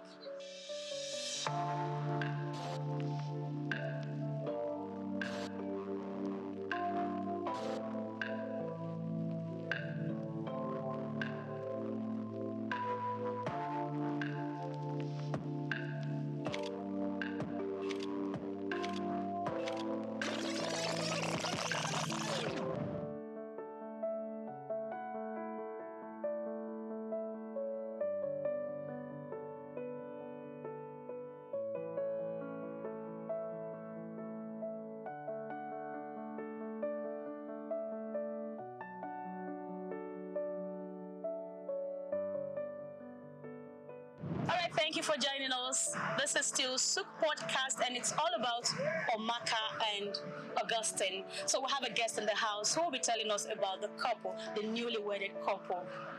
Magnus, it's nice having you today. Thank you very much. So tell me, how are you related to the couple? So, Omaka, my dear sister, she's basically the one after myself. So in the pecking order of birth, I was born first. She came after, and then I have a couple of the brother and the sister that came just afterwards. So being the sister that directly comes after me, you can understand the bond that we have. Before the rest of my siblings were born, it was just two of us. Oh yeah. Who kicked it out in the world, who did all the hide and seeks and all of those things until the rest of them came. And of course, this relationship carried on and on and on, even all the way to primary school, secondary school. We did all the naughty things that kids would do. Fun things about Maka is she's always loved cooking. Okay. And for some reason, she ended up studying law in uni. Okay. And then did a backtrack, a 360. Is it 360 or 180? No, I wouldn't say one thing. I would say she did a 90 degrees. Okay. Went to culinary school, and now she's now a But initially, she do not like cooking. No, she's always loved cooking. Oh, she's always loved cooking. Oh, I see. No wonder she decided to go It was so for culinary notorious that she would take the pots and the pans in the house, take them to school. You know, they have this home economics in secondary school, and then she would just go there, cook food. And she will come back home with nothing, and we'll say, "Where is the food you cooked? You took all of our dishes." And then okay, so how do you feel? Yeah. How do you feel having a man, the love of her life, taking her away from you? I think it's a fulfilling experience. Being myself married, to a lovely wife, SA. I can understand, what they're both going through at the moment. The affection they have for each other, the bonding that they have for each other, the love they have for each other, and I can tell that it's genuine. And looking at the amount of time they've spent together, even before they got married, it's pretty obvious that these guys were made for each other. So there's nothing to worry about. All right. So before I let you go, tell us that beautiful moment, memory that you cannot forget about your sister. Something you just can't forget in a hurry. That's always been in your mind. Okay. Something I can't forget is the fact that whenever she's always the type that likes to manage things and manage people, and whenever she just comes around, she wants things to be organized. She's always saying, do this way, do this way, do this way. A perfectionist in that sense. I see. Omaka. No wonder she's an award-winning chef. I see. Multiple Wow. She's an award-winning chef. Multiple award-winning chef. This is to say that I think her husband wouldn't even dare to eat outside for one day. No, that's sorted. I want to believe That's sorted. Wow. So one word for the couple. One word. So the prayer is for God to just keep the family in marital bliss. There shouldn't be any situation that would tear them apart, but rather every situation that they go through, positive or negative, should make their bond stronger. Because I've come to realize now, being married for about 5 years, that life in the wedding or in the marital life is an ongoing institution. So marriage, when they say institution, it's a continuous process, right? Exactly. Like when you're in uni, it's an institution. Marriage also is an institution. So you're always learning about each other. You're always, finding out new things about each other. Find out your strengths and weaknesses. Blend them together. That's why they say one and two would become one. Yeah. So that's it. Thank you very much for your time. Please tell us your name again before you go. Oh, my name is Magnus Abel Orugu. Thank you. To the bride. Brother to the bride. Thank you so much, Magnus. Thank you.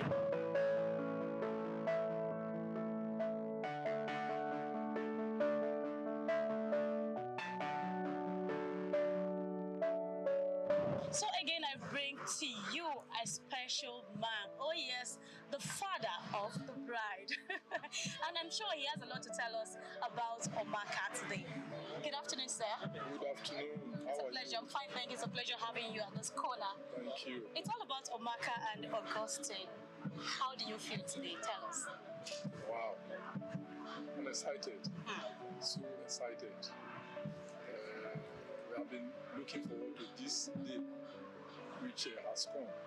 So I'm excited. And I want to thank God for a day like this. So tell me, what's that thing about your daughter, right, that you just cannot forget, and you're feeling like, oh, she's actually going away. Though we know that it's for good, but then you just have this feeling like, oh, my daughter is going away. What's that thing so special you can't forget? Oh, she's so special. So special. So she's so close to me. And as my first daughter. I see. When I had her, I was very, very happy. And it has been a very easy journey, right from our baby to toddler to teenager to youth, and then to this age of maturity. So there are a lot of stories about her. So you've been in the journey for so many years, obviously, I need not to ask about that. But I want to say, what do you have to say to this newly wedded couple? Well, they are very, very good couples. Very, very good couples. Because when I met the groom first, you know, they don't live in Nigeria here. Okay. So when we're making a call, you know, one of these video call, I saw him. He looks very, very promising. Okay. But all I just said that day is that a young man, I can see you over there, but I don't know exactly what you are doing. I don't know exactly what you are doing, but I'll just take it. I'll just keep it to myself that, like, I did not see you. After saying that, when I talk to him again, I ask of his parents. I would like to meet with your parents. So we'd just like you to share a word of advice, you know, because so we can have more people come and let's go and talk about it. Yeah, your advice to them. My couple of advice to them is that they should build their marriage on the foundation, on God's foundation. Thank you. By putting their trust in God. Thank you. Yeah. Thank you so much, sir.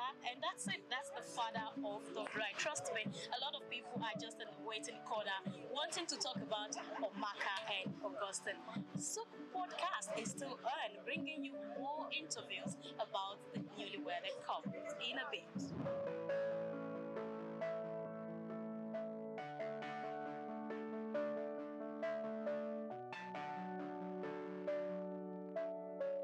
Like I told you, a lot of people are out there waiting to talk about Omaka and Augustine, the newly wedded bride. And right here, I have the mother of the bride sitting. And we, of course, I mean, I'm also super excited, I must say to you. Hello, it's pleased to have you here, mother. Thank you so much. So tell us, straight to the point, Omaka, I don't know why I keep saying Amaka. Anyways, so Amaka. The child is beautiful. Her child is beautiful. I love that. And you know, she's actually beautiful. She's a beauty. Okay, tell us about Omaka and Augustine. Omaka is my daughter.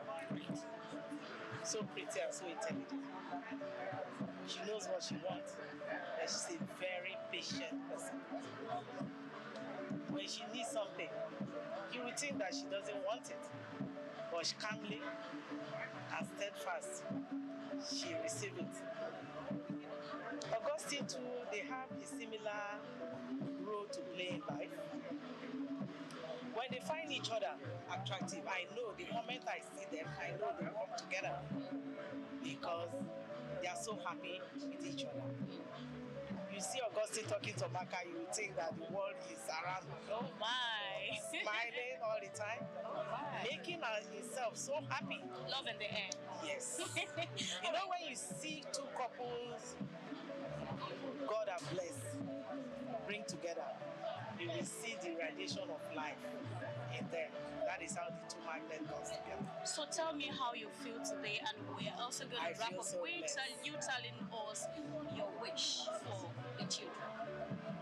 My greatest wish for them, where I did not step, let them start from it. Wherever I ended, let it be their starting point. Success, good things of life, good health, everything you can name of. Above all, I want them to know God. Thank you. Thank you very much. It's great having you.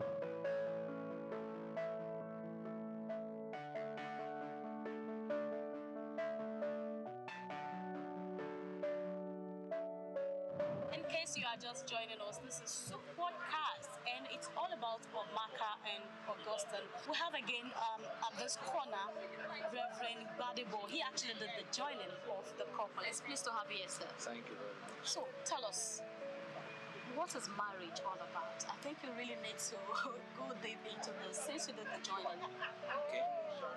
Marriage is God's plan for a man and a woman. I must emphasize that fact. A man and a woman, just the two of them. Yes, okay. Not a man and a man, not a man, but a man and that is God's plan. Okay. According to the scriptures, to fulfill God's purpose here on earth, which is one, to dominate, to subdue, and procreate, and dominate we have been seeing man right from Adam and Eve even up till now. And that's the purpose. And the purpose of God for marriage is to one, to avoid sexual sin, to avoid immorality, and then to create an avenue where you can have sex without feeling guilty. Then also, it's also to ensure that the man and woman have a companion, a friend, a comforter at all times. You know, many people in the world today are in the world, in the crowd, but they are alone. But marriage works well. That is where the two of them are friends. But that is very, very vital. And they know what they are doing. And they are there for the purpose of God. They become friends of one another. And that we know that some of the problems we are seeing today that people are facing, which include loneliness, depression, all sorts of emotional issues. Right. Okay, so a lot of marriages are crumbling today, and we really feel sad because it's a good thing to see people come together and stay together. But by the time we begin to receive reports like, oh, this marriage crumbled, or divorce here and there, we feel so worried. What would you say would be some of these reasons, and how can it be at least reduced, even if we can have that eradicated totally? It can be reduced, perhaps even eradicated. But you know, when we are in marriage for our own reasons, not for the reason for which the owner of marriage, you know, it's like you going to go and buy a Toyota vehicle and you decide that, oh, this vehicle, I'll run it any way I like, any way I want. It does not work that way. The owner's manual is the Bible. So any home to succeed, like the preacher said today, you must follow the pattern of God, the order of God, which is one, the man must love. Not just sexual love. Love in good times and in bad times. Love with all that you have. Love as Christ loved. Then the man must what? Submit as unto God. So if the two of them are doing what they should do, then there will no need for divorce. All right. Give us one word for this newly-wedded couple. My word to them is that they started the journey with God, and then continue with God, and come to God, and love one another, respect one another, and also plan to do such a thing like this for their own children together. Record purpose before you leave. Tell us your name in full. My name is Reverend Gadibo A. Thank you so much. Thank you. God bless.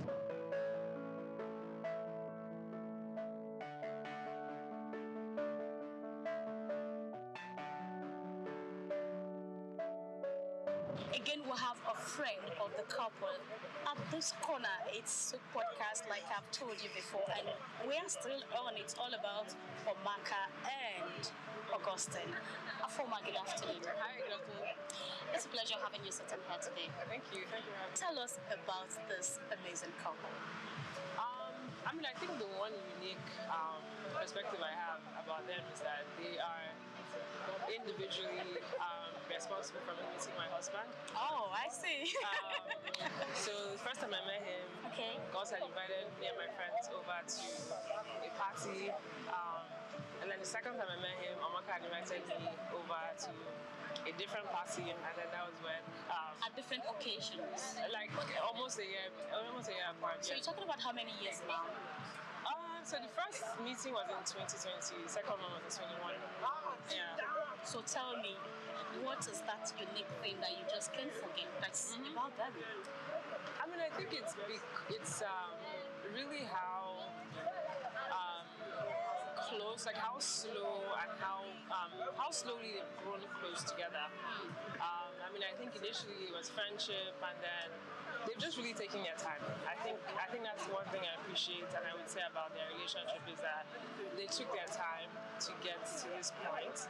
They have owned their journey. It's been years, 100%, and I'm not only happy for them, I'm very proud of how they've done that. Okay, so if you know them this much, tell me something about them, the food they like, the color, perhaps if you do know. I know that Amaka is an expert in particular kind of cuisine, and then, she's a chef. One thing I find interesting about your relationship is that Gus also cooks once in a while, and then I know Amaka doesn't really like cooking at home. So I think it's a very weird, I think it's one thing I find weird, but that's their dynamic. All right, thank you so much for your time. For record purpose, could you just tell us your name in full again? Sure, Afama Ofodiwi Karibo. Thank you so much. Thank you so much. Thanks.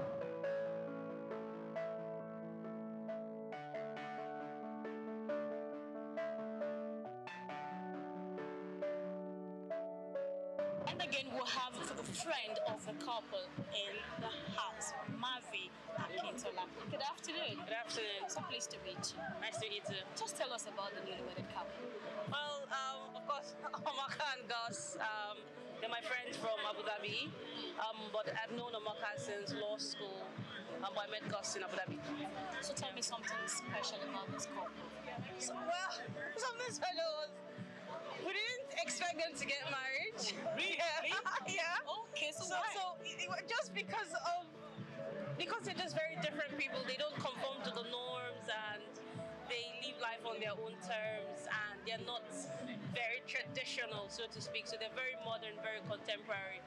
So when they decided that you're going to get married, I was like, wow, hallelujah. Yes, exactly. Yes. Okay, Yes. so But we're really happy for them. Yes. So it was a lot of surprise for 100%.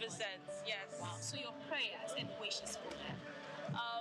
Lots of money, good health, long life, prosperity, and a peaceful and a happy home. Thank you so much. Thank you so much for having me. Thank you. Take care.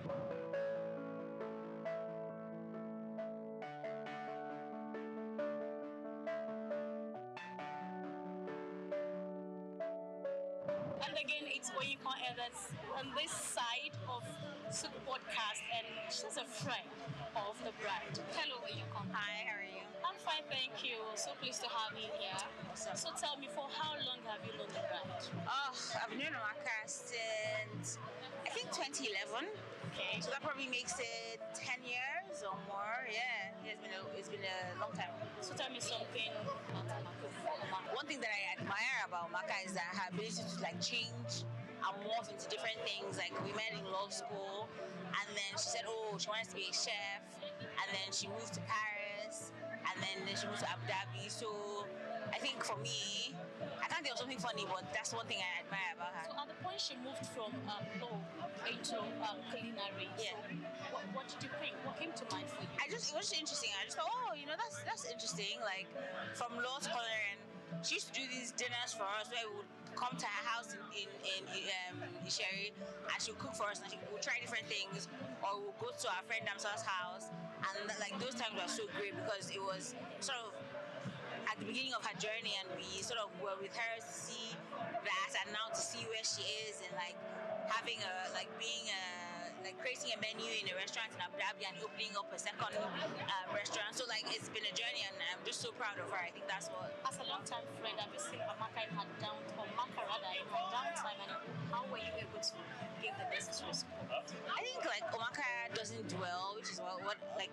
That's why, like, she's a good friend. Like, she might be down, but she's still like active. You won't know that she's so sad, and she doesn't show it. Yeah, she just moves on. Like, oh, something's happening. I'm just gonna move on. So yeah. So your wish for them? I wish you guys lots of happiness and love, and that you continue to be friends, and that this marriage will be like the most amazing thing that both of you have ever done. So yeah. Thank you so much. No problem. Thank you.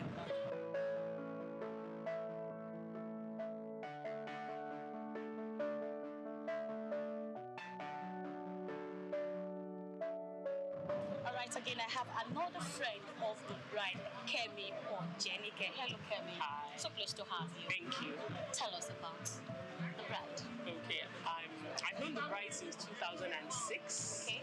We went to school together, and she's pretty amazing. I've sort of seen her evolve. Like, she's very committed to whatever she's doing, very willing to try new things. Such a good friend, and it was just such an honor to be here to celebrate with her. I'm really excited to be here to witness today. So you would agree with me that marriages, of course, are not always a bit of roses, like the downtime and all of that. How do you want to encourage this newlywed couple to carry on whenever they're having challenges? Well, I think essentially taking it on as any important project that you would, understanding that it's a lifetime commitment, and giving it your best, being willing to let go of certain things, being willing to compromise, compromise and communicating, ensuring that they understand each other and they listen to each other. I believe that with that and by the grace of God, I'm sure there's no storm that they cannot weather together. I wish them every success. I wish them abundance, bliss, joy. I wish them resilience. I wish them just everything good that marriage has to offer. Thank you so much. Thank you for having me. Thank you so much. Awesome. Kim is wishing you guys everything good.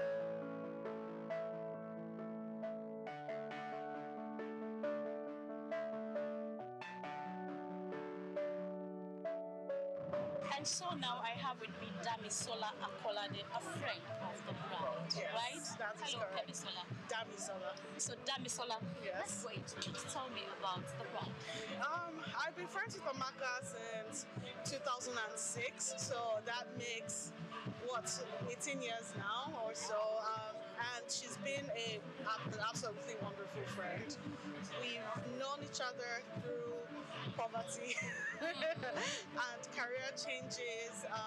Amaka is one of the few people I know that is very brave and determined.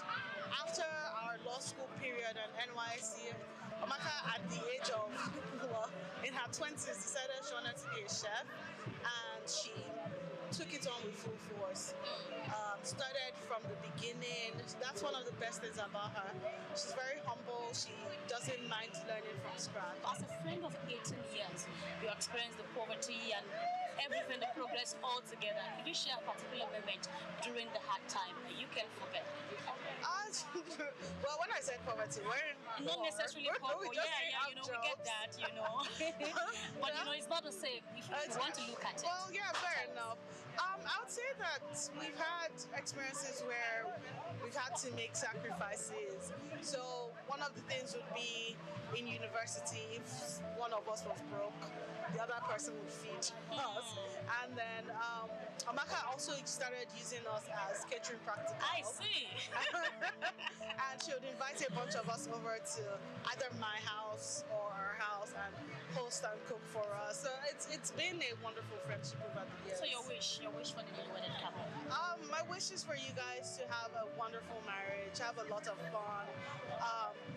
As you are, you see perfection in each other already. So maintain the magic. Don't let life get in your way, and keep on improving and just being the best you can be.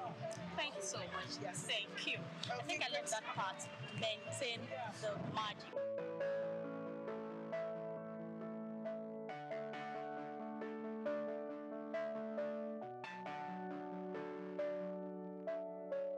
And now it's time for the in-laws. Yeah, we're having them coming in one after the other. Right here I have with me Ese, a sister-in-law to the bride. Hello, Ese. Hi, how are you? Fine, thank you. So tell me how you feel today. I feel excited. I feel overjoyed. I'm grateful to God for this day. This day we've been planning and now we are here. I can't express how joyful I feel. So as a sister-in-law, what has been the experience with the bride? With the bride. Wow.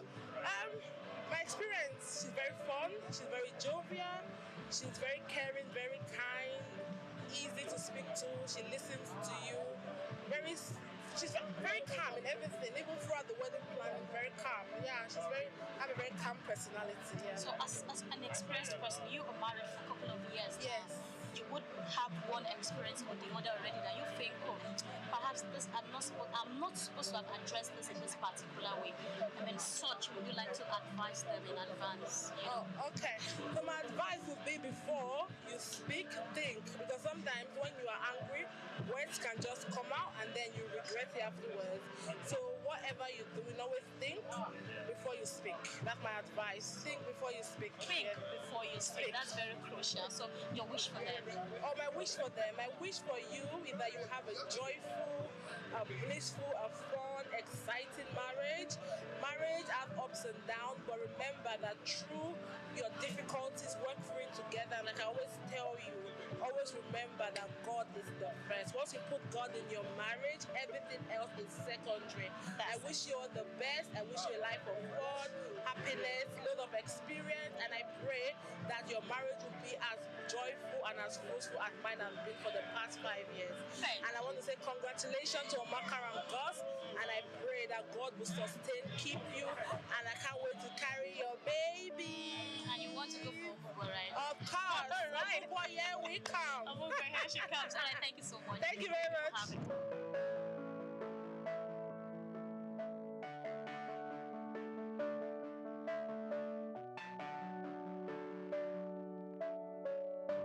In case you're just joining us, this is Souq Podcast, and like I would always say, we take it right from the studio to your destination, anywhere in the world. Well, I remain Grace Komolafe, but my name hasn't changed yet. And I have the brother of the groom. Yes, let the men do their thing this time. It's my ladies. It's time for the men to do the talking. Hi. Hi. Okay, so I want you to start by telling us your name. So my name is Cyril Ojotuliacholo. I'm the older brother of the group. Great. So tell me about your brother. Or you tell me. About my brother. Yeah, okay. So, I mean, I've known him his whole life. He's one of my favorite people, obviously. Very fun, very kind-hearted, very, just a great person, I'd say, generally. And I'm not just saying that because he's my brother. Okay. You can see all the people that showed up to support him today. Okay. And obviously I'm very proud of him and proud of Omaka, of course. Okay, so a lot of people have actually talked about, say so many beautiful things about the bride, about the groom. But because he's your brother, so right. I'm sure you already know everything from Prado, even till today. You know right. So tell me about those naughty periods, those naughty. Okay. Yes, very naughty. He was a very naughty child. Yes. Okay, No. We had a lot of fun growing up. We got into a bit of trouble now and then, but it was always a good time with the family. And I mean, I would spill too much beans about him, but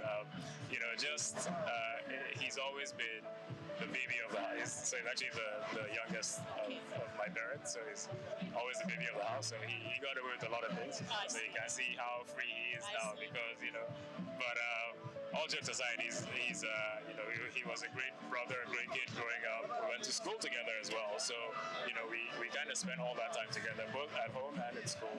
And, nothing but positive things to say about him. He always brought life to whatever situations we were in. Yes. Okay, so let's get a bit serious. Let's talk about support. How much of support do you think where the couple need to keep them going, especially from the family? Oh yeah. I mean, obviously, I'm sure they will tell you they need all the support they can get. I think that's always the case. I think everybody does, regardless of your circumstances. I think for them in particular, they do need the support, I'd say, of their family, obviously, their friends, their whole community. I think they have that already. They seem to, at least, I think it's pretty much on display here today. And I think my advice to them would be to continue to rely on that going forward, right? They're going to need it. Hopefully everything goes smoothly, but even when things are going smoothly, it's always good to have people around you can turn to and who will celebrate with you and rejoice with you in the good times. So, my advice to them is to continue to take advantage of that as long as they have it. I wish them all the best. I wish them continued love and happiness and success in all their endeavors. Long life, blessings in their family, all the things they wish for themselves, basically prosperity, health, all of that love, and many more years of joy and blessings. Thank you. Yeah. Thank you so much. Of course. Thank you.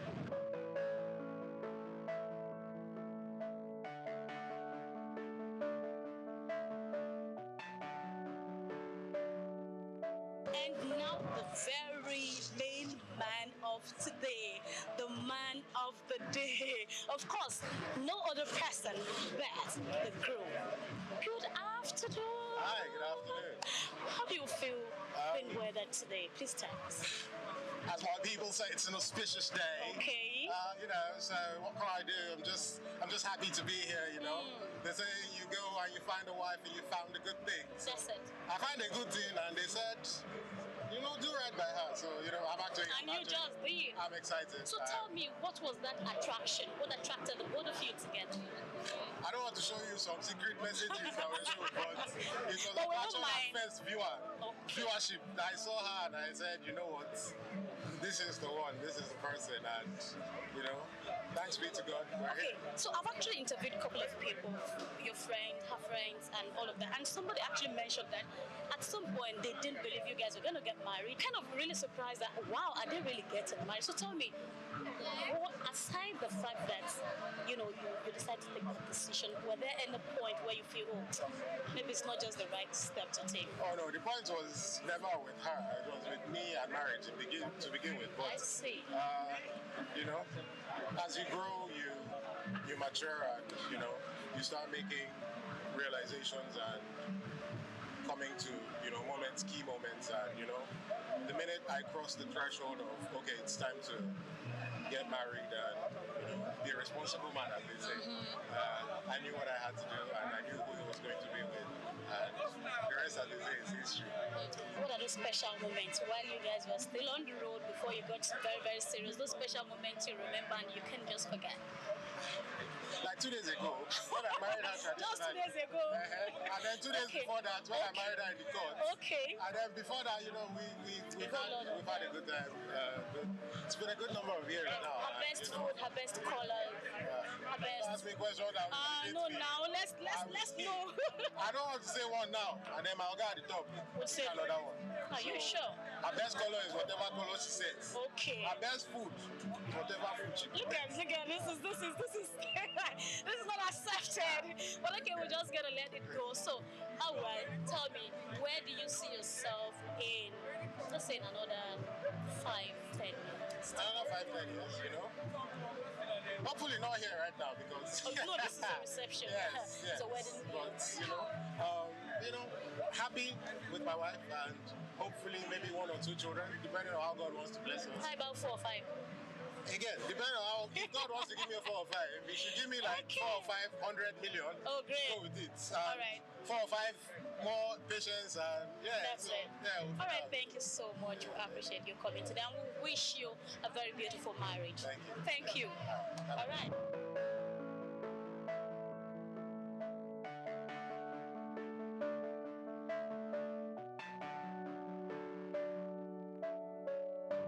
Again, and I have with me another friend of the group. His name is Desmond. Hello, Desmond. Nice to meet you. It's a pleasure.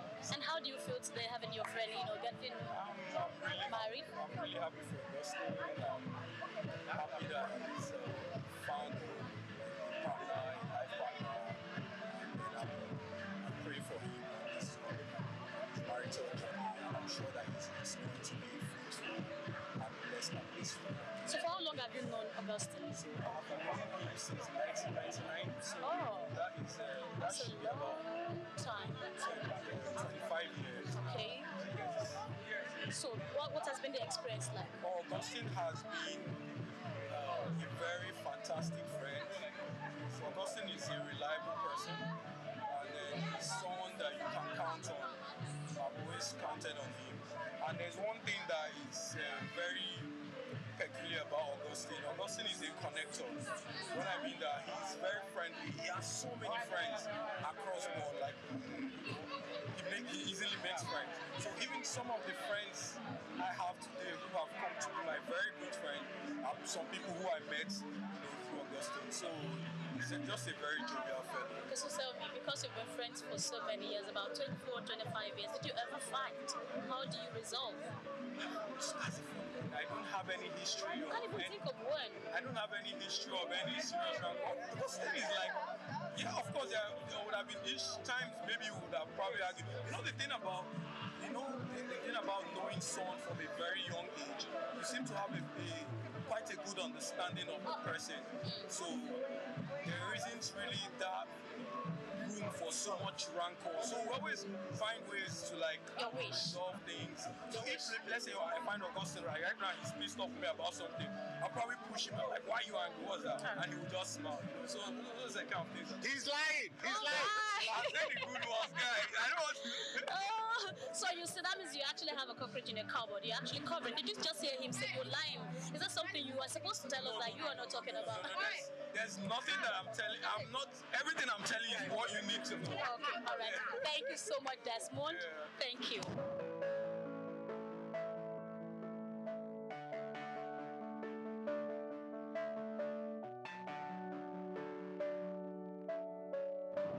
All right, it's still about Omaka and Augustine, and this is Souq Podcast. Like I always say, taking it from the studio to your very destination anywhere in the world. Congratulations. Thank you so much. Congratulations, Augustine. So let me start with you. Yes. What was the attraction? Let's start from there.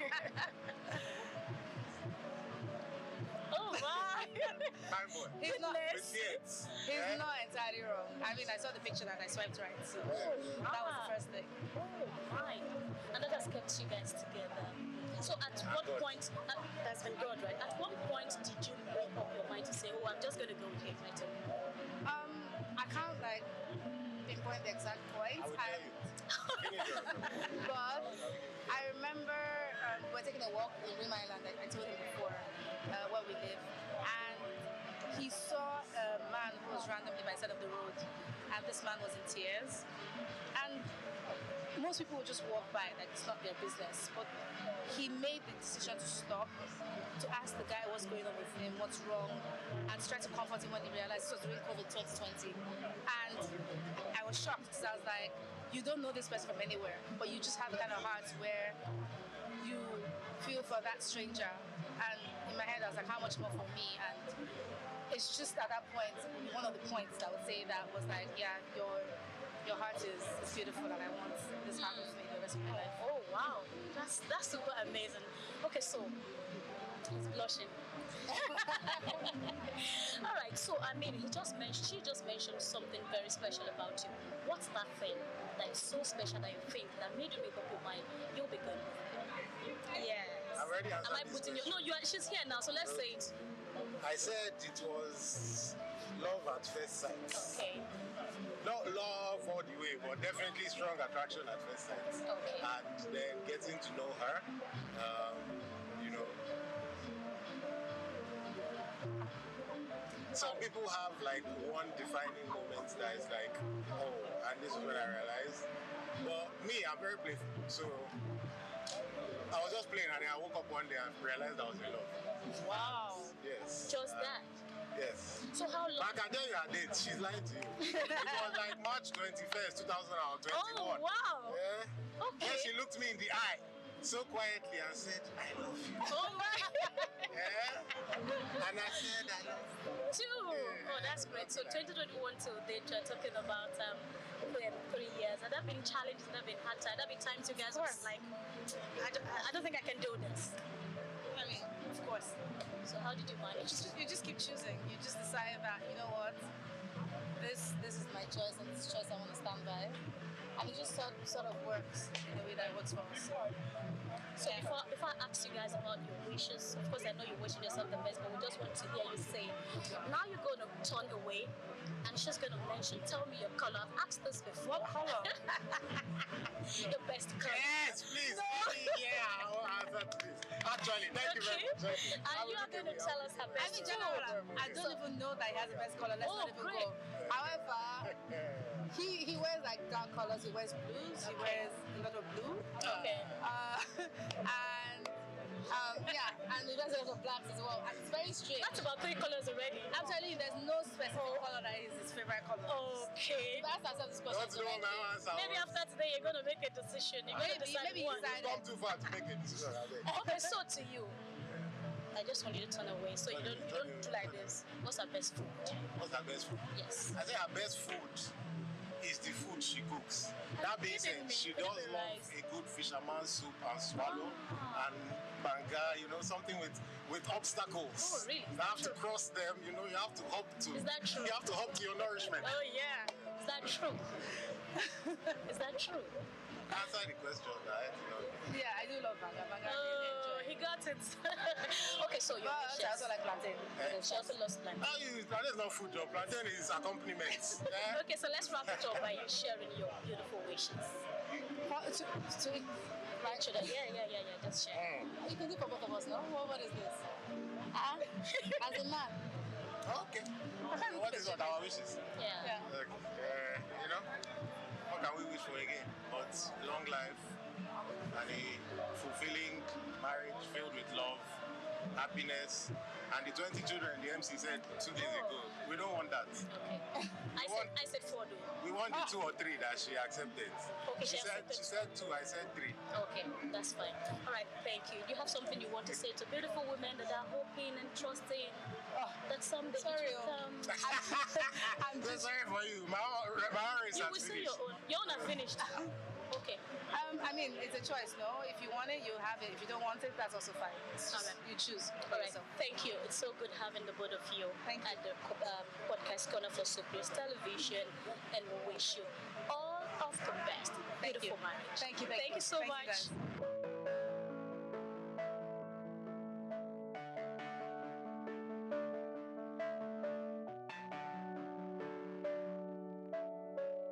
And again, we'll have another special person at the side of Souq Podcast. It's still all about Omaka and Augustine, and she's no other person than Joy Femi Wash. It's pleased to have you. Okay, so because the bride is your niece, I'm sure you have a whole lot to talk about. So share with us about the bride. Okay. As an auntie, they grew up in my hands. Oh, great. Practically, I trained them in what they call education. They started learning how to speak from me. They started learning how to read from me. I was auntie that they will never forget.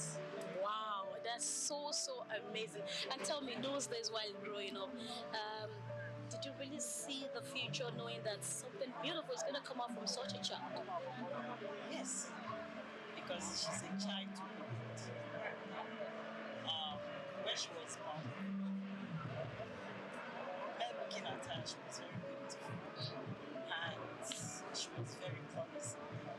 She's intelligent, very capable. Whatever she wants, she will find it. And she grew up in my hand as a baby. She became my chief bridesmaid. Oh, that's great. Chief bridesmaid. Oh, my. And aside from that, the mother and the father, the one that gave education, what they call, they sent me to university, trained me at university. What I am today, that's great. And they love their aunt. And aside from that, I know from Thank my you. heart. That's great. That's really good to hear, I must say. So, because you have a lot of experience now, you've been married for years. So, what advice do you have for this newlywed couple? Okay. Patience, dedication, determination, investment. They should invest into their marriage. Investment in the sense that they should not be joking. They should support each other. They should work to get the best for each other. They shouldn't be standing. They should work in harmony, trusting each other, believing that whatever each one has is also for them. So your wish for them? My wish for them is that we will blessful marriage, married with friends, married that we have children. That's the wish. Because it's what they desire. That's it. Thank you so much for your time, and we appreciate you coming around. Thank you for all the good works you've actually been doing, and also for raising Omaka. Thank you so much.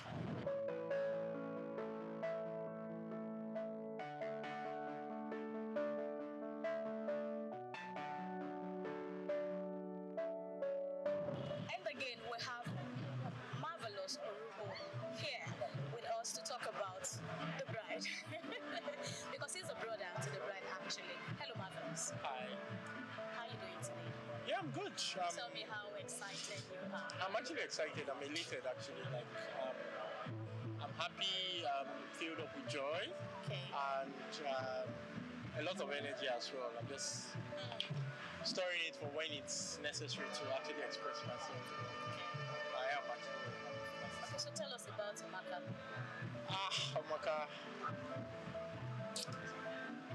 Amaka, like her name says, right? Amaka, like she's very pretty. She's pretty. She will catch your attention from anywhere, right? She's happy. She's filled up with energy. She has a very strong personality, so she stands out. Very expressive. She's not one that you can just shut down or put aside, and like she's the menu, like she's the entire menu, right? So was there a time that you felt like, oh, Amaka, I really don't like this, and you feel very unhappy with her? Yes, we've had moments, right, which is normal with family, right?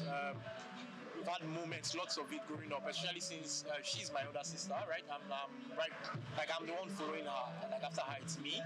So we had moments, right? We went to the same primary school, Maryland Comprehensive, and then we both went to FOS. I joined FOS GSS2. She was already in senior secondary. So I was in FOS for 2 years, and she was as well in FOS. And maybe the FOS team as well actually was part of the process, because she was part of the cadets then. Yeah, we would go out, and then during the period of, I forgot what they called it, but we had this match pass, and she would have to dress up in her military attire. And then back then, I'm not sure if you said it, but she used to lap me, right? And so we're sort of close, but we had our moments too where we had them, like you said, we had differences, right? And those differences, which was normal, I'm a guy, right? And she's a lady. There'll be times where she wants me to do things, and I have like my own stuff like that, basically. So we had our differences. There were times where I found it annoying, and like I said, she has a very strong personality, so she's not the type that you want to shove aside, like, right? So yeah, we had differences growing up in school, but I always appreciated her. Like, I valued her a lot, especially that period where, like, she sort of paved the way for me, right? Coming into secondary school, like, she had friends in senior secondary, and you're Amaka's brother, and I used to always mix up with her friends, and we always go home together, so yeah. Alright, now Amaka is married, how do you feel? I'm happy. At the same time, I'm actually very happy for her, right? Because it's something that I always used to pray about, right? That she finds someone that complements her, basically, because she has a very strong personality. She's hardworking, she's diligent, she's smart, she reads a lot of books. So growing up, she always used to read a lot, like, and then she's also a lawyer, so like, so she speaks, like, she's expressive, right? And she's very fluent in speaking, right? So my prayer was always for her to find someone that complements her, right? A man that complements her, right? And seeing us, I just totally understood, okay, I see why he's the one, right? Because he does compliment her. Like, so even when she's tensed, because she does a lot, right? She's a chef, right? So her personality would always come out, but there's that, you need someone that's there for you, right? For those times where she has it all. She has it all structured, right? But there will be times where she might tend to fall apart, right? It's only normal for a human, right? Yeah, so there's someone that would be there to comfort her and just pull her together, right? That supportive personality, right? So your wish for them today? My wish for them today is the love that they have found, I pray never ceases to, or never disappears, right? I see the way they look at each other, that spark. And like I said, the personality is the key to it all, right? Finding someone that's your friend. I'm wishing them a happy married life, right? I'm wishing them success, I'm wishing them growth, I'm wishing them understanding, right? Love, passion, friendship. They should never lose out on, right? They should always remember how they started, the moments, the laughters, the downtimes, right? Because they will definitely be, right? And there will be more in the future, right? But the friendship is what will bond them together and keep them strong, waxing very strong. So I wish them a very happy and happy home. Lots of wishes that they wish for themselves. I also wish it for them as well, right? Yeah. Thank you so much. Yeah. Thank you.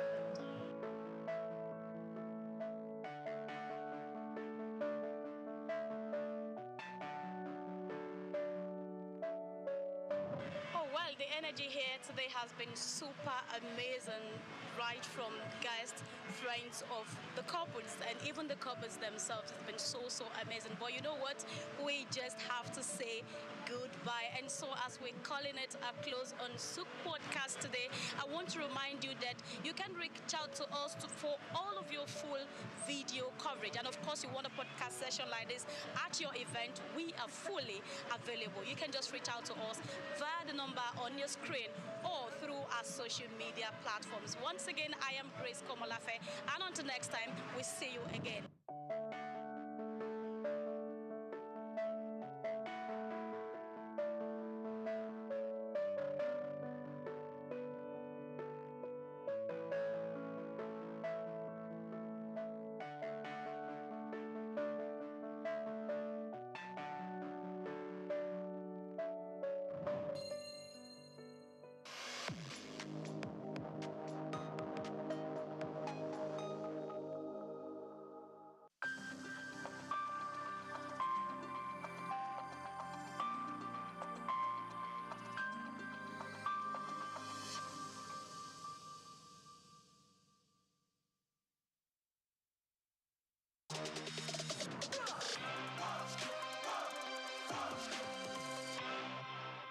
I was born on the 16th day of October, 63 years ago.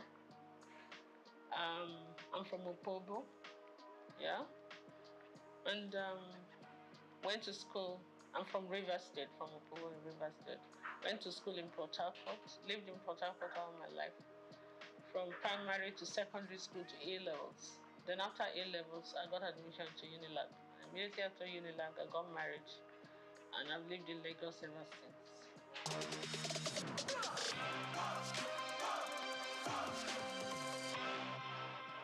Well, it was fun for us because me and my husband were very young. My husband was 25, I was 21 and all that. But we learned on the job. We were friends. We were friends for 3 years when I was in Unilag, university, and we came out, we got married. So we're like children that just got married. But I had my parents. My parents were his very good friends. So when I get naughty, he would report me to my parents. When I didn't know these kind of duties were demands of somebody's wife, they would tell me this is my responsibility. I'm like, no. I will agree to some, I will not agree to some. But I mean, it was fun. We had our ups and downs, but we kind of pushed through it. And then the children started coming, and it was a different ballgame.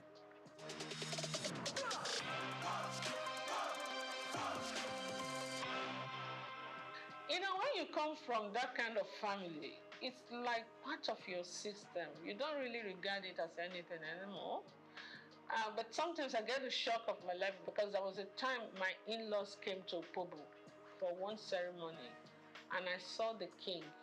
And he gave me a hug and he gave me a pick. And they were like, whoa, the upper Benin won't even shake your hand, you know, as a woman. I'm like, okay. I mean, it's the same family, you understand? So we're used to that. I think we take it for granted. But maybe some other people say, you must call me a princess, you must call me that. I'm not into all those kind of things. I'm not at all. I've never been. So I can't start tomorrow. But yeah, great King Jaja of Opobo, my great-great-grandfather. And my children, when they studied it in school, they went to Corona school. Oh, so they came. Mom, we're telling our teacher and our classmates that this King Jaja of Opobo, they told them about King Jaja of Opobo in school. And they said, that's my mommy's great-grandfather. Like, whoa, no, it was like a big deal to them. For us,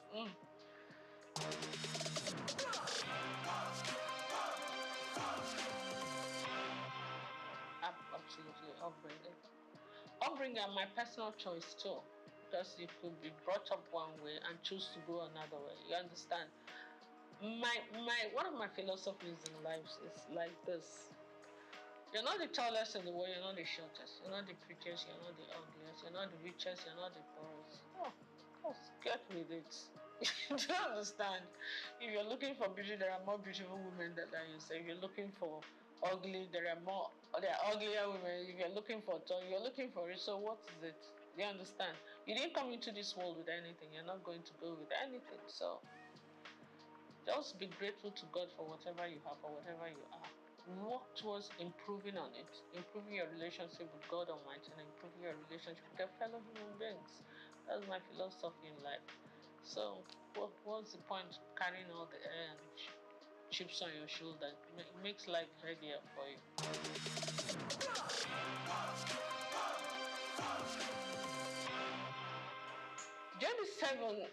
Seven is my favorite number. It's a number for perfection, and I was born on the 16th of October. My star sign is Libra. We're always looking for perfect balance in everything. It's just an influence from the horoscopes, I'm told. But J is my husband's name, D is my name, and 7 is my favorite number. Lazy way of forming the name of a company, isn't it? So I did, and it stuck. And I knew I was going to go into couture, so that was it. Easy.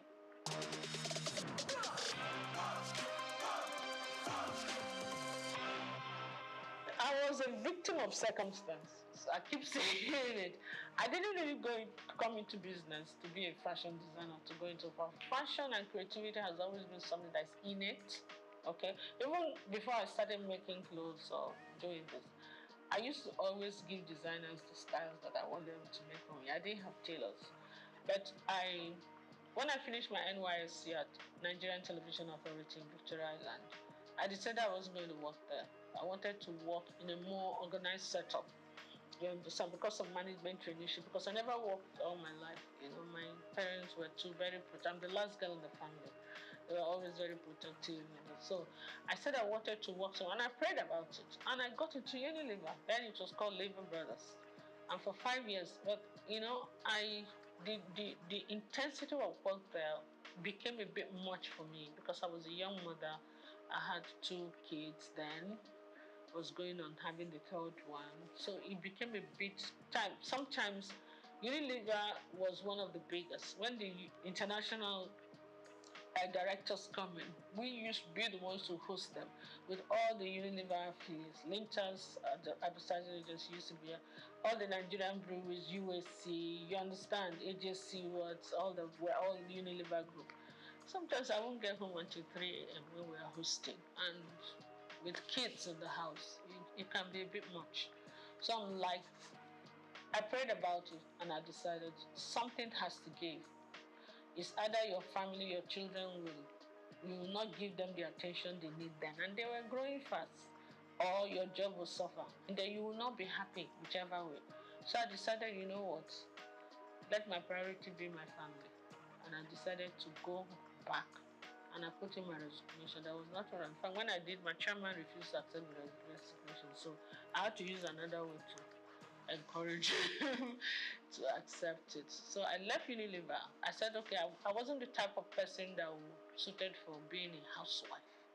I wanted to do the kind of business I would do, but still have 100% time for the kids. So when the kids said they're having something in school, I'm there. Okay?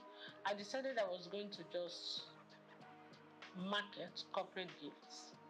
When I was in Unilever, I was the assistant corporate affairs manager in charge of press.